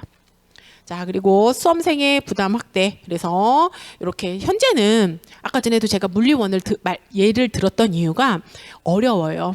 인원수가 적어요. 그러면 등급 받기 어렵기 때문에 나는 공대를 가야 되기 때문에 물원은 반드시 들어야 되지만 그래도 등급 받기 조금 더 쉬운 혹은 인원수가 많은 지구과학을 선택을 하고 뭐 종합전형에서 물원을 크게 반영하지 않는 대학을 써야지. 물론 그런 대학은 없습니다. 근데 그런 식으로 약간 어떻게 보면 좀 잔머리를 이렇게 방향을 돌리는 그러한 학생들을 어떻게 할 것이다? 조금은 완화할 수 있지 않을까. 그런 학생들을 다 원하는 과목을 듣게, 그리고선 너무 내신 경쟁이 치열하지 않게 하는 그런 테두리 안으로 가져갈 수 있지 않을까라고 이야기를 하고 있습니다. 그리고 요 선원 수령 평가 중심도 아까 전에도 말씀을 드렸지만 현재 IB 교육과정이라고 해서 바칼로레아 진짜 수능이 지금 당장 개편이 되는 건 아닙니다. 한 문제, 두 문제 이런 식으로 수능에 들어가게 되면 결국은 나중에는 최종적으로는 그렇게 갈 수도 있다라고 이야기를 하고 있습니다. 그거는 진짜 먼 훗날의 얘기지만 제가 아까 전에도 지금 현재 2015 개정교육과정, 2022 개정교육과정이 다 7차 교육과정이라고 말씀을 드렸잖아요. 제가 처음에 이렇게 그 7차 교육과정 도입됐을 때 선택을 해서 아이들이 수업을 듣는다? 그러면 학교에서 수업을 어떻게 개설을 하고 시간표는 어떻게 짜지? 불과 97년, 그러니까 뭐 벌써 한 20년 전이기는 하지만 그때 교육과정을 공부하면서 그게 가능할까라고 했는데 제가 교육과정 담당자를 할 때 제가 그때 당시에 그러니까 3학년 학생이 223명이었거든요. 근데 223명의 학생들이 원하는 대로 다 과목을 개설을 해줬고요. 공강 시간 하나도 없이 한 달 걸려서 시간표 짜줬습니다. 그러니까 그게 가능하다라는 얘기예요. 그래서 현재는 수능이 선원 수령으로 된다고라고 생각할 수 있지만 한 20, 30년 후에는 정말 선원 수령으로 수능을 볼 수도 있는 그런 날이 올 수도 있기 때문에 그 IB 교육과정이라고 하는 걸 당장은 도입하지는 않겠지만 선원 수령 평가가 계속 확대가 될 거라고 하는 건 염두에 두셔야 될 것 같습니다. 제가 그래서 요거입니다. 아까 전에 제가 10%인데 11%라고 말씀드렸네요. 네, 10%가 1등급입니다. 그래서 그다음에 2등급은 34%, 3등급이 이제 66% 가운데, 그다음에 90%, 100% 이런 식으로 5등급제로 변화가 되는데 이렇게 보시면 잘 눈에 안 들어오실 것 같아서 200명의 학생을 정원으로 놨을 때 사실은 그냥 100명으로 놓고 봐도 되지만 어차피 현재 일반고는 한 8개 학급 그러면 한 200명 내외가 될 겁니다. 그리고 여기에서 뭐 한 15학급이다. 근데 한 반의 수가 한 반에 학생 수가 30명이다. 그러면 한 450명 정도 되거든요. 그러면 곱하기 2배 이렇게 생각해 주시면 되기 때문에 200명으로 이제 학생 수를 데리고 왔습니다. 그래서 1등급이 현재는 8명입니다. 근데 5등급제로 바뀌게 되면 20명까지가 1등급으로 늘어나게 됩니다. 무슨 말씀이신지 아시겠죠? 결국 등급 안에 1등급은 20등, 물론 치열하죠. 상위권은 어디든 치열하지만 8명 안에 드는 것과 20명 안에 드는 건 당연히 다를 수밖에 없다. 그렇기 때문에 등급 이렇게 내신을 받기 위한 경쟁은 좀 완화가 될 것이고, 그 안에서 어차피 비슷한 성적대의 아이들, 똑같은 등급을 받는 아이들끼리라면 경쟁보다는 협력하고 조금 더 학교 생활에 충실해지지 않을까라고 하는, 어떻게 보면 좋은 쪽으로만 생각하면 그런 기대를 또 하게끔 하게 됩니다. 그래서 이 수능 개편안은 똑같습니다. 현재 EBS 연계율, 예전에는 70%였다가 지금은 50% 연계율로 바뀌기는 했지만 EBS 연계 방식은 그대로 유지를 하고요. 선택 과목 폐지합니다. 아까 전에 제가 말씀드렸듯이 17개 과목 중에 2개를 선택합니다. 뭐 어떠한 학교들은 지정을 합니다. 특히 공대 계열 쪽에서는 과탐 2개를 반드시 선택해라. 혹은 근데 인문 계열 쪽에서는 사실은 2개를 지정을 하지는 않거든요. 어떤 경우는 1개 과목만 있어도 된다 이렇게 얘기를 해서 선택형 수능으로 갔었습니다. 그리고 수학과 국어도 선택형 선택형 과목이었던 거 아시죠? 국어는 언어와 매체, 그다음에 화법과 작문 둘 중에 하나를 선택을 하고요. 수학 같은 경우는 기하, 미적분, 확률과 통계 3개 중에서 하나를 선택을 해서 선택형 수능으로 갔었다면 이제는 통합형 과목으로 가게 됩니다. 국어, 수학, 한국사, 영어, 그다음에 통합사회, 통합과학, 그다음에 제2외국어, 그리고선 또 말이 많은 심화 수학 이렇게 이제 들어가게 될 예정입니다.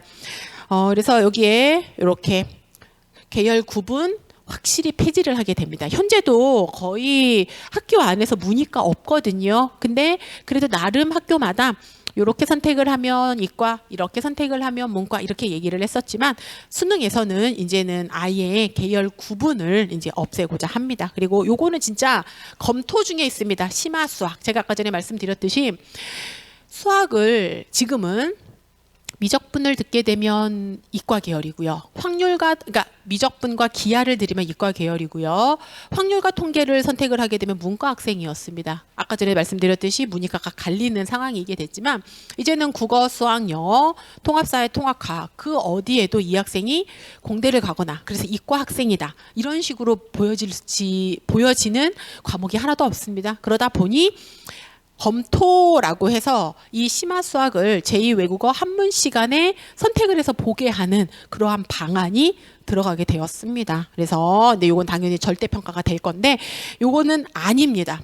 계속 말씀드리지만 이 지금 제가 다 말씀드리고 있는 9등급에서 5등급으로 가는 거 그리고 퍼센트 이런 것들은 다 아니기 때문에 내년 2월이 확정입니다. 그래서 그때까지 주의를 이렇게 주목하고 어떤 게 변화가 되는지를 계속 눈여겨 봐주셔야 될 것 같습니다. 그래서 요거는 이제 수능 개편안 말씀으로만 드리는 것보다는 조금 더 시각적으로 보시는 게 좋을 것 같아서 가지고 왔습니다.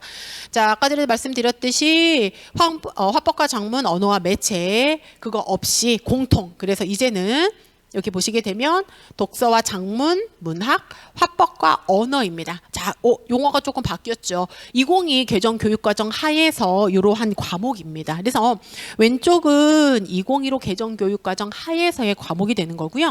여기에 적혀져 있는 화법과 언어, 독서와 작문, 문학은 2022 개정 교육과정 하에서의 과목 이름이기 때문에 조금 어색하실 수도 있습니다. 근데 참고로만 봐주시면 될 것 같습니다. 그래서 수학은 지금은 현재는 수학 1, 수학 2 뭐 이렇게 되어 있고 선택이었지만 마찬가지로 공통, 영어 공통, 한국사 공통, 사회과학도 마찬가지로 공통사회, 그러니까 통합사회, 통합과학으로 바뀌게 되고 제일 많은 이야기가 되고 있는 게 심화 수학까지 여기에 포함을 해서 하겠다라고 되어 있는 건데 그거는 언제 안다?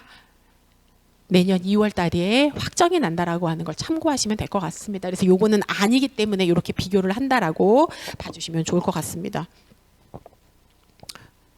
네, 그리고 그래서 이 수능 개편안의 영향력은 어떻게 될 것이냐 이것도 마찬가지로 예측입니다. 예상인 거지 이렇게 될 거라는 건 아닙니다. 그래서 선택 과목 유불리 문제가 해소될 것이다. 왜?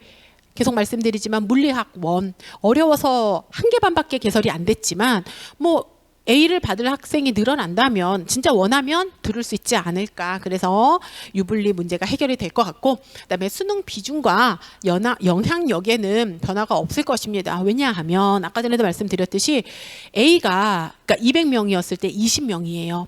그러면 그 학생들 중에서 진짜 1등급인 학생을 가려내기 위해서 대학에서는 수능 최저를 당연히 볼 수밖에 없고 대학별 고사가 부활될 수도 있습니다. 그렇다 보니 수능의 영향력 지금하고 마찬가지입니다. 어차피 지금도 상위권 대학은 최저가 다 있습니다. 그리고 현재는 아니지만 그러니까 내년이죠. 2025학년도에 이제 입학하는 학생들 같은 경우 고대가 논술을 부활시킵니다. 그리고 올해도 그렇고 그러니까 서울대와 고대가 지금 수능 정시에서도 교과 내신을 반영을 합니다. 그래서 이렇게 수능 영향력과 비중은 여전히 중요하다. 그대로 유지가 될 것이다라고 하는 걸 예측할 수 있고요. 그다음에 탐구 학습량 다소 증가 예상이라고 제가 저기다 적었습니다. 저기에 왜 물음표를 했느냐? 사실 앞에서 잠깐만 요거 되게 중요한 내용이고 진짜 이건 예측이다 보니까 그냥 듣고 그럴 수 있겠구나라고만 생각해 주시면 됩니다. 자, 여기 통합사회, 통합과학이라고 말씀을 드렸어요. 자, 이걸 왜 말씀을 드리냐면 1학년 과목이라고 말씀드렸죠. 그러니까 통합사회, 통합과학. 그러면 1학년 내용으로만 수능을 냈을 때 5등급 낼 수 있을까요? 1학년에서 배운 내용만으로 1학년에서 배운 내용 공통사회 그러니까 통합사회 통합과학을 가지고서 그 과목이 수능 과목이에요. 수능에 출제가 되어 등급을 내야 돼요. 수능은. 왜냐하면 대학에 가야 되고 최저라고 하는 것은 변화가 없을 거니까. 그러면 1학년 때 배운 내용만 가지고서 등급을 낼 수 있다? 절대 그렇지 못할 겁니다. 이거는 진짜 뭐 어디에 기사화되거나 그런 게 아니라 제가 아까 전에 말씀드렸듯이 저도 지금 중학교 1학년 아이가 있다 보니 그러면 예를 들어서 다 배워야 돼요. 통합사회에는 윤리, 일반사회, 그다음에 그 안에는 사실 지리도 들어가거든요. 그러다 보면 거기에 이제 역사까지 들어가면 이 4개 과목을 1학년 때 배운 걸로 가지고서 수능 문제를 낸다? 그러면 내용은 1학년이지만 예시 지문 거기에는 보기에 들어있는 지문 그리고 1번, 2번, 3번, 4번, 5번 선다형에 들어가는 내용은 2, 3학년 때 배운 걸 넣지 않았을까? 이거는 예측입니다. 사실 그러다 보니 학습량이 증가할 가능성이 있습니다. 이거는 잘 생각해 보셔야 돼요. 그러니까 이거는 정말 제 예측이고 제가 생각하는 거지 어디에 공식적으로 말씀을 드리는 건 아니라 이 탐구 학습량이 다소 증가하지 않을까. 그러면 내가 학교에서 선택을 해서 배운 내용만 가지고서 수능을 봐야 되는 아이들에게 1학년 때 배운 거 더하기 조금 더 심화 있는 내용을 하려면 내가 선택하지 않은 과목도 더 해야 되지 않을까. 내가 윤리학과를 가고 싶어서 윤리 쪽 수업만 들었는데 일반 사회 내용을 알기 위해서 사회문화 혹은 정치와 법, 경제를 그래도 어느 정도는 해야 되지 않을까? 그러면 1학년 때 배울 때 조금 더 심화 있게 배우겠네. 그럼 1학년 때 많은 내용을 배울 수밖에 없겠네. 이렇게 역으로 조금 예측을 조금 해보게 되었습니다. 그래서 이거는 그냥 일단 이렇게 그럴 수 있지 않을까라고 하는 염려가 있다라고 하는 걸 염두에 두시면서 2월 달에 발표를 잘 봐주시면 좋을 것 같습니다. 그래서 제가 여기다 쓴 겁니다. 1, 2학년의 학교 수업 비중이 확대되지 않을까. 그러니까 배우지 않은 걸 수능에 낼 수는 없어요. 학교에서 배운 걸 아까 전에도 공정성이 가장 중요하거든요. 모든 학생이 다 배운 걸 가지고서 수능에 출제를 해야 된다면 결국은 1학년 때, 2학년 때 배운 내용이 많아져야 돼요. 그러려면 학교에서 많은 내용을 할 수밖에 없고 그러려면 1, 2학년 때 학습량이 늘어나지 않을까 이러한 예측까지도 한번 연계해서 생각해 보았습니다. 자, 그래서 요거는 이제 물론 현재 이거를 보신다고 해서 외워지지 않아요. 사실 저도 제가 수학이거든요. 그러다 보니까 수학 과목만 연계가 되지 나머지 과목은 사실 읽을 때마다 맞다 이렇게 바뀐다고 했지 이렇게 되거든요. 그래서 눈에 띄는 게 여기에 이제 대수. 진짜 고등학교 제가 벌써 이제 교사 생활도 한 20년 넘게 하고 연구사도 하지만 대수라고 하는 과목이 이렇게 고등학교 교육과정 안에 들어온 적이 없었는데 대수라는 이름으로 이제 새로운 과목이 생깁니다. 그래서 근데 내용은 다 똑같아요. 단지 미리 하나만 말씀을 드리게 되면 행렬이 아마 여기에 계시는 부모님들 중에서 뭐 이제 고등학교 때 수학 뭐 생각하고 싶지도 않으시겠지만 행렬이 행렬을 배우셨어요. 그래서 이과로 나오신 분들은 사실은 그 행렬을 가지고서 1차 변환을 하고 막 그 두 거리 직선을 만나고 막 이런 것들을 했었거든요. 근데 현재 2015 개정 교육과정 안에서는 고급 수학이라고 하는 과목으로 행렬이 넘어가서 현재 아이들은 행렬을 배우지 않습니다. 근데 2022 개정 교육과정으로 넘어가게 되면 행렬이 다시 들어옵니다. 그러니까 나갔던 내용이 다시 들어오게 돼요. 그러면서 내용이 대수라고 하는 이름으로 바뀌게 된 겁니다. 그리고 미적분 원, 그다음에 이제 확률과 통계는 현재하고 똑같은데 단지 이제 행렬이 들어가게 되면서 아마 내용이 조금 더 많아질 예정입니다. 그래서 요 과목들이 이렇게 이제 바뀐다라고 하는 거 그냥 참고만 하시면 될 것 같고요. 그래서 지금 제가 표시해드린 이 빨간색은 공통 과목이 되는 거고요. 그다음에 이게 보라색으로 칠했던 미적분 투하고 기하가 심화 수학이다라고 해서 아닙니다. 이거는 절대평가로 이제 보게 되는 건데 제2외국어 한문 시간에 이제 이렇게 선택을 해서 보게끔 이제 이렇게 대입 개편한 시안에 들어있는 내용이다라고 하는 걸 참고하시면 될 것 같습니다. 그래서 대학에서 변화가 어떻게 될 것이냐 지금 현재 이렇게 진행되고 있습니다. 그래서 개편안 확정 연내 2024년 2월에 이제 확정을 할 예정인데 그러면 대학별에선 전형을 어떻게 변화시킬까? 학생부 당연히 전형 규모를 낮출 겁니다. 왜냐하면 1등급 받는 학생들이 비율이 늘어나요. 그러면 지금하고는 다르게 교과 평가만 가지고서 학생들을 보기가 쉽지가 않습니다. 그러면 결국은 교과 전형은 축소될 확률이 높습니다. 혹은 수능 최저가 당연히 반영이 될 것이고 그리고 그 수능 최저가 높아질 수도 있습니다. 학생부 종합 전형 아까 전에도 그 공정성 강화에서의 가장 핵심이라고 말씀을 드렸어요. 그러면 여기 안에 여기 이렇게 교과 이수 현황 중요도가 당연히 상승하게 될 거고요. 그리고 똑같은 1등급 똑같은 학교 활동이라고 한다면 아이가 가지고 있는 역량을 표현하기 위해서는 어디에서? 면접에서 그 역량을 보여줄 수밖에 없어요. 그러면 면접에서 뒤집히는 경우가 지금보다도 더 많이 발생할 수 있다는 거 염두에 두시면 되고요. 논술은 사실 대학별 고사입니다. 그러다 보니 등급으로 학생들을 가리기가 쉽지가 않다면 논술 전형과 같이 대학별 고사가 조금 더 확대될 수도 있습니다. 근데 이거는 그냥 아닌 거고 제가 그냥 개편안을 보면서 그러니까 같은 학부모 입장에서 그렇지 않을까?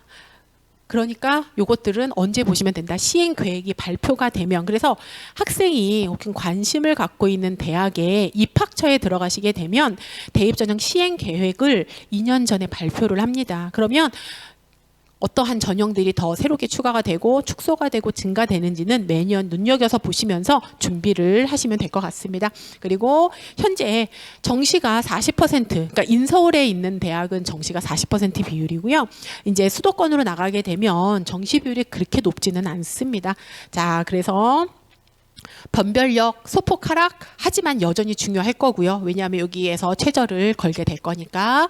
그다음에 교과 기반의 수능 준비 필요성 상승. 이건 무슨 말씀이다? 아까 전에 제가 서울대하고 고대가 수능에 지금 교과 성적을 반영을 합니다. 나군에서 마찬가지로 그 영향력을 조금 더 확대할 수 있습니다. 그렇기 때문에 여기에 교과 기반 즉 그러한 교과 성적도 당연히 중요하게 되는 거고 학교 안에서의 그러한 배웠던 내용들을 기반으로 해서 수능 출제가 될 거기 때문에 참고하시면 될 것 같습니다.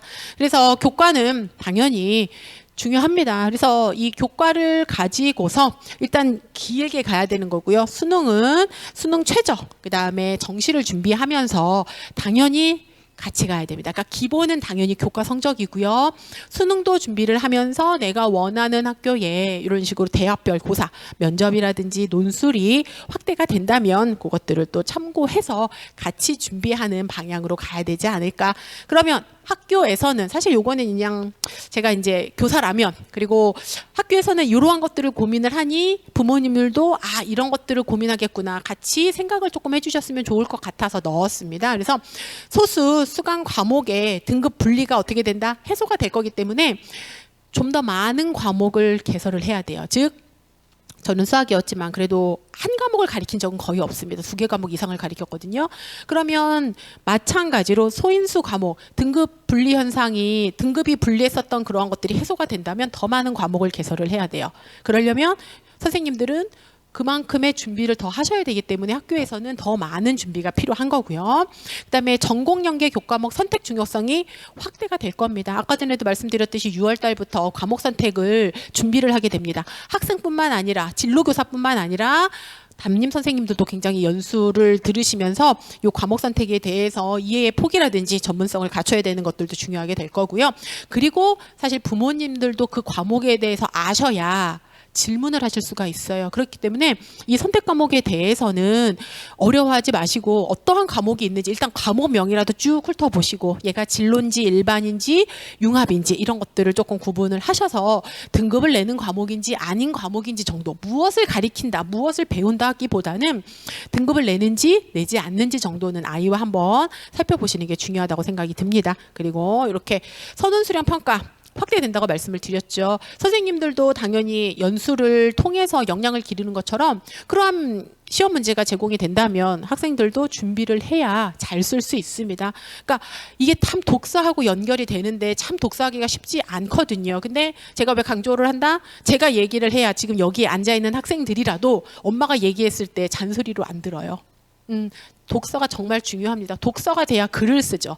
알아야 쓰는데 뭐 책도 안 읽고 아는 것도 별로 없는데 글이 써줄 수가 없습니다. 그래서 이 글 쓰는 연습은 사실 독서가 기반이 돼서 자꾸 연습을 해야 되기 때문에 독서가 그만큼 중요하다는 거 다시 한번 말씀드립니다. 그리고 1학년 통합사회, 통합과학, 융합형 수업 강화 필요성. 이거는 제가 이제 수능에서 1학년 때 배웠었던 통합사회, 통합과학이 수능 과목으로 들어가다 보니까 이제 수능 과목으로 들어가다 보니까 학습량이 많아지고 심도 있는 수업이 될 것이기 때문에 이러한 걸 준비하기 위해서 선생님들도 이렇게 준비를 한다면 학생들도 그러한 수업 방향으로 갈 거니까 책 많이 읽고 많이 생각을 하고 네 그런 준비들도 같이 해야 되지 않을까라는 생각이 듭니다.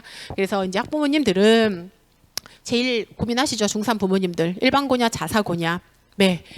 고민하실 수밖에 없습니다. 근데 우리 아이의 성향이 되게 중요하다고 생각이 듭니다. 얘가 흔들리지 않고 뚝심 있게 버틴다.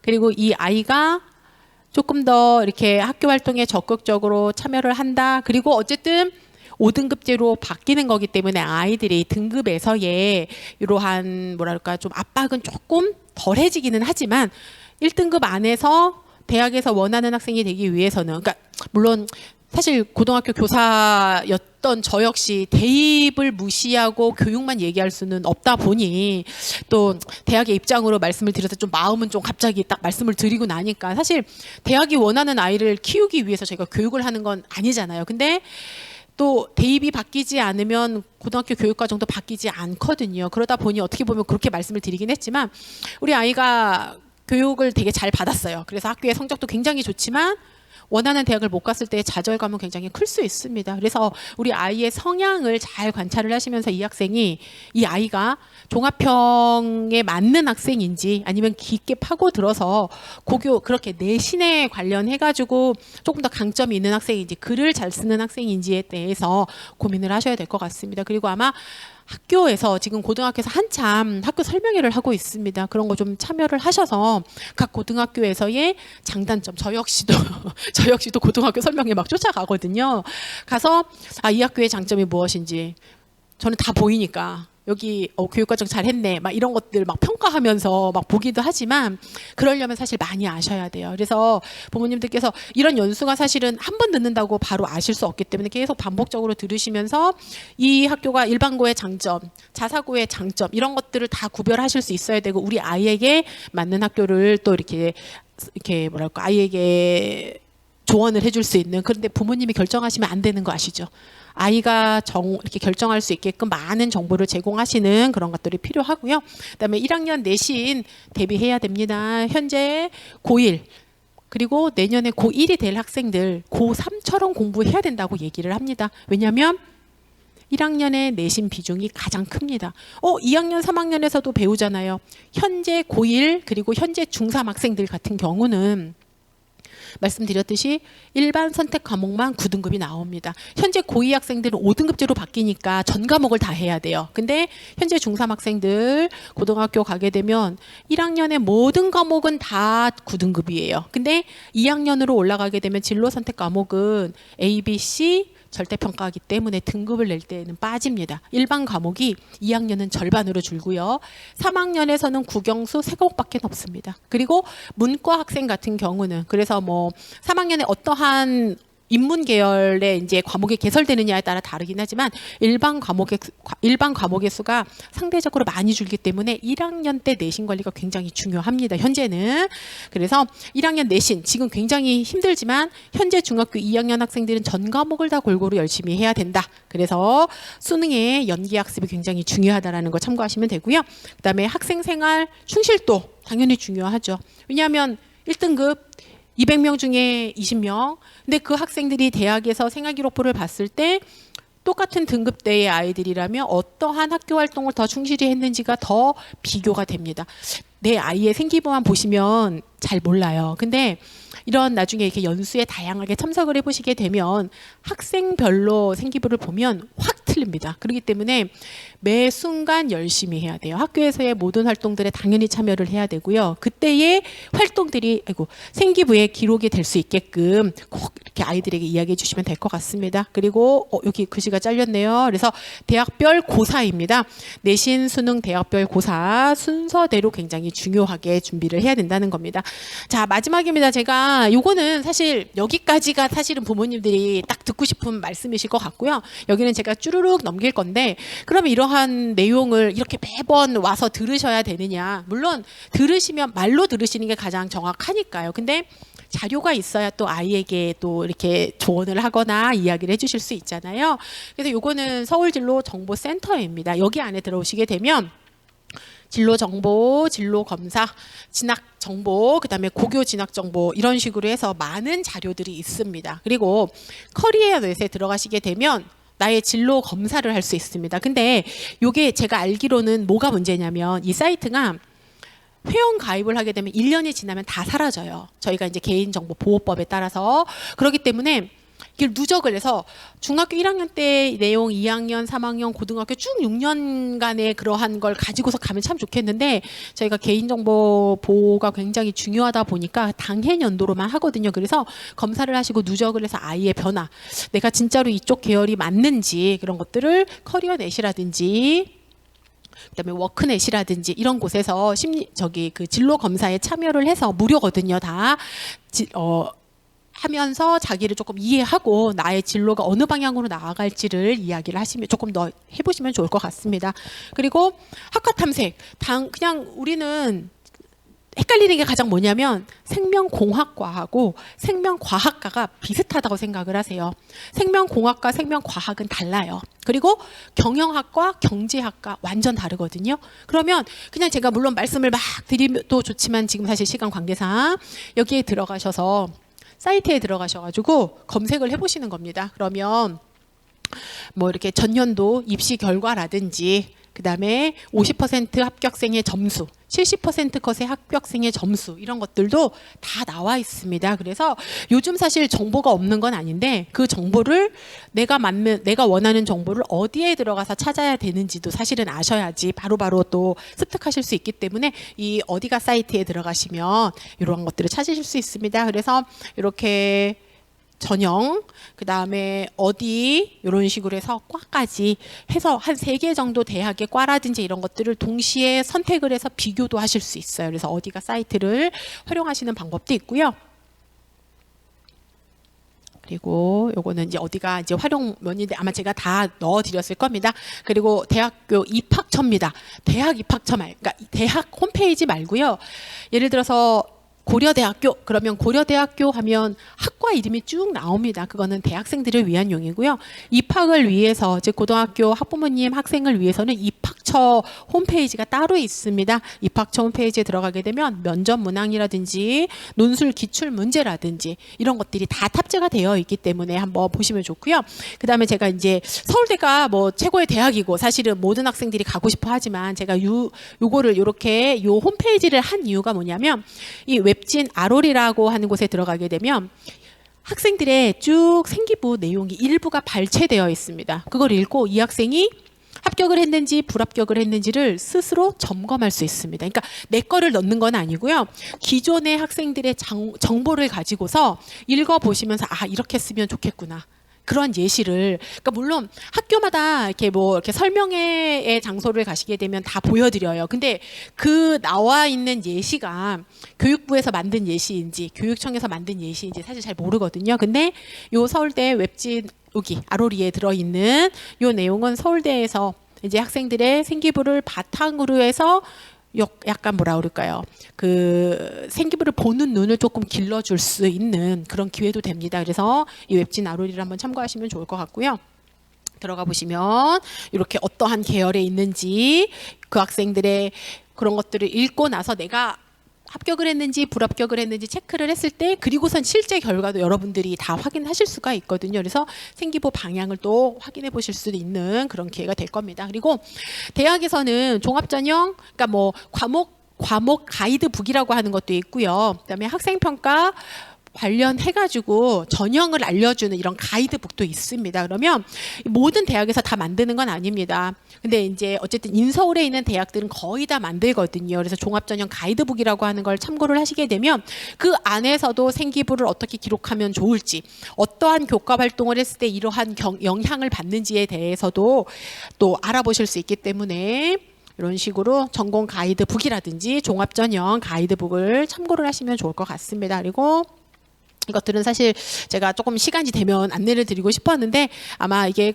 학생들마다 아직 과가 다 세분화되어 있지 않기 때문에 한번 이러한 자료들이 있다는 걸 참고를 하시면 될 것 같아요. 그리고 제가 이제 마지막으로 말씀드리고 싶은 게 이겁니다. 저희가 이번에 이제 8월 말에 이 센진학 나침판이라고 하는 거를 이제 개발을 했습니다. 이게 장점이 뭐냐면 학부모가 이제 학생의 성적을 넣고 합격과 불합격을 예측해 볼 수 있는 프로그램입니다. 그래서 앱으로도 개발이 되어 있고요. 웹으로도 보실 수 있습니다. 그래서 여기 이렇게 센진학 나침판입니다. 제가 나침반이라고 썼는데 이게 오타네요. 네, 나침판으로 검색을 하시게 되면 검색을 하실 수 있는데 로그인을 하셔야 돼요. 로그인을 하시게 되면 성적을 넣고 지금은 뭐 들어가도 보실 수는 없지만 그러니까 자신의 성적이 아니라 검색은 해보실 수 있어요. 근데 학생 개별에 대한 자료를 가지고서 합격과 불합격 전년도에 어찌 했었던지를 알려드리는 그러한 정보들도 있기 때문에 요거를 한번 활용해 보시면 어떨까라고 생각이 듭니다. 그래서 네, 이렇게 뭐 쓸 수 있고요. 자, 요거는 사실 이제 마지막입니다. 네, 마지막이고 저기 마지막 문구 여기 가장 넓은 길은 언제나 내 마음속에 있다. 이번에 수능 필적 확인 문구입니다. 네, 그래서 많이들 알고 계실 텐데 지금 말씀드렸던 이 모든 것들을 다 이렇게 가져가시면 참 좋겠지만 이 중에서 그래도 내가 아이가 언제 고등학교를 갈 때 이러한 내용이 우리 아이에게 적용이 되는지 그리고 대입이 어떻게 이렇게 바뀌는지에 대해서 조금 넓은 마음으로 넓은 시각을 가지고서 바라보시고 아이들도 그런 마음을 가지고 준비를 한다면 본인의 또 입시 혹은 또 자신의 진로와 관련해서 미래의 길이 잘 열리지 않을까라고 생각이 듭니다. 장시간 말씀 들어주셔서 감사하고요. 혹시 궁금한 거 있으시면 개별적으로 질문해 주시면 좋을 것 같습니다. 경청해 주셔서 정말 감사합니다. 네, 교육 서울시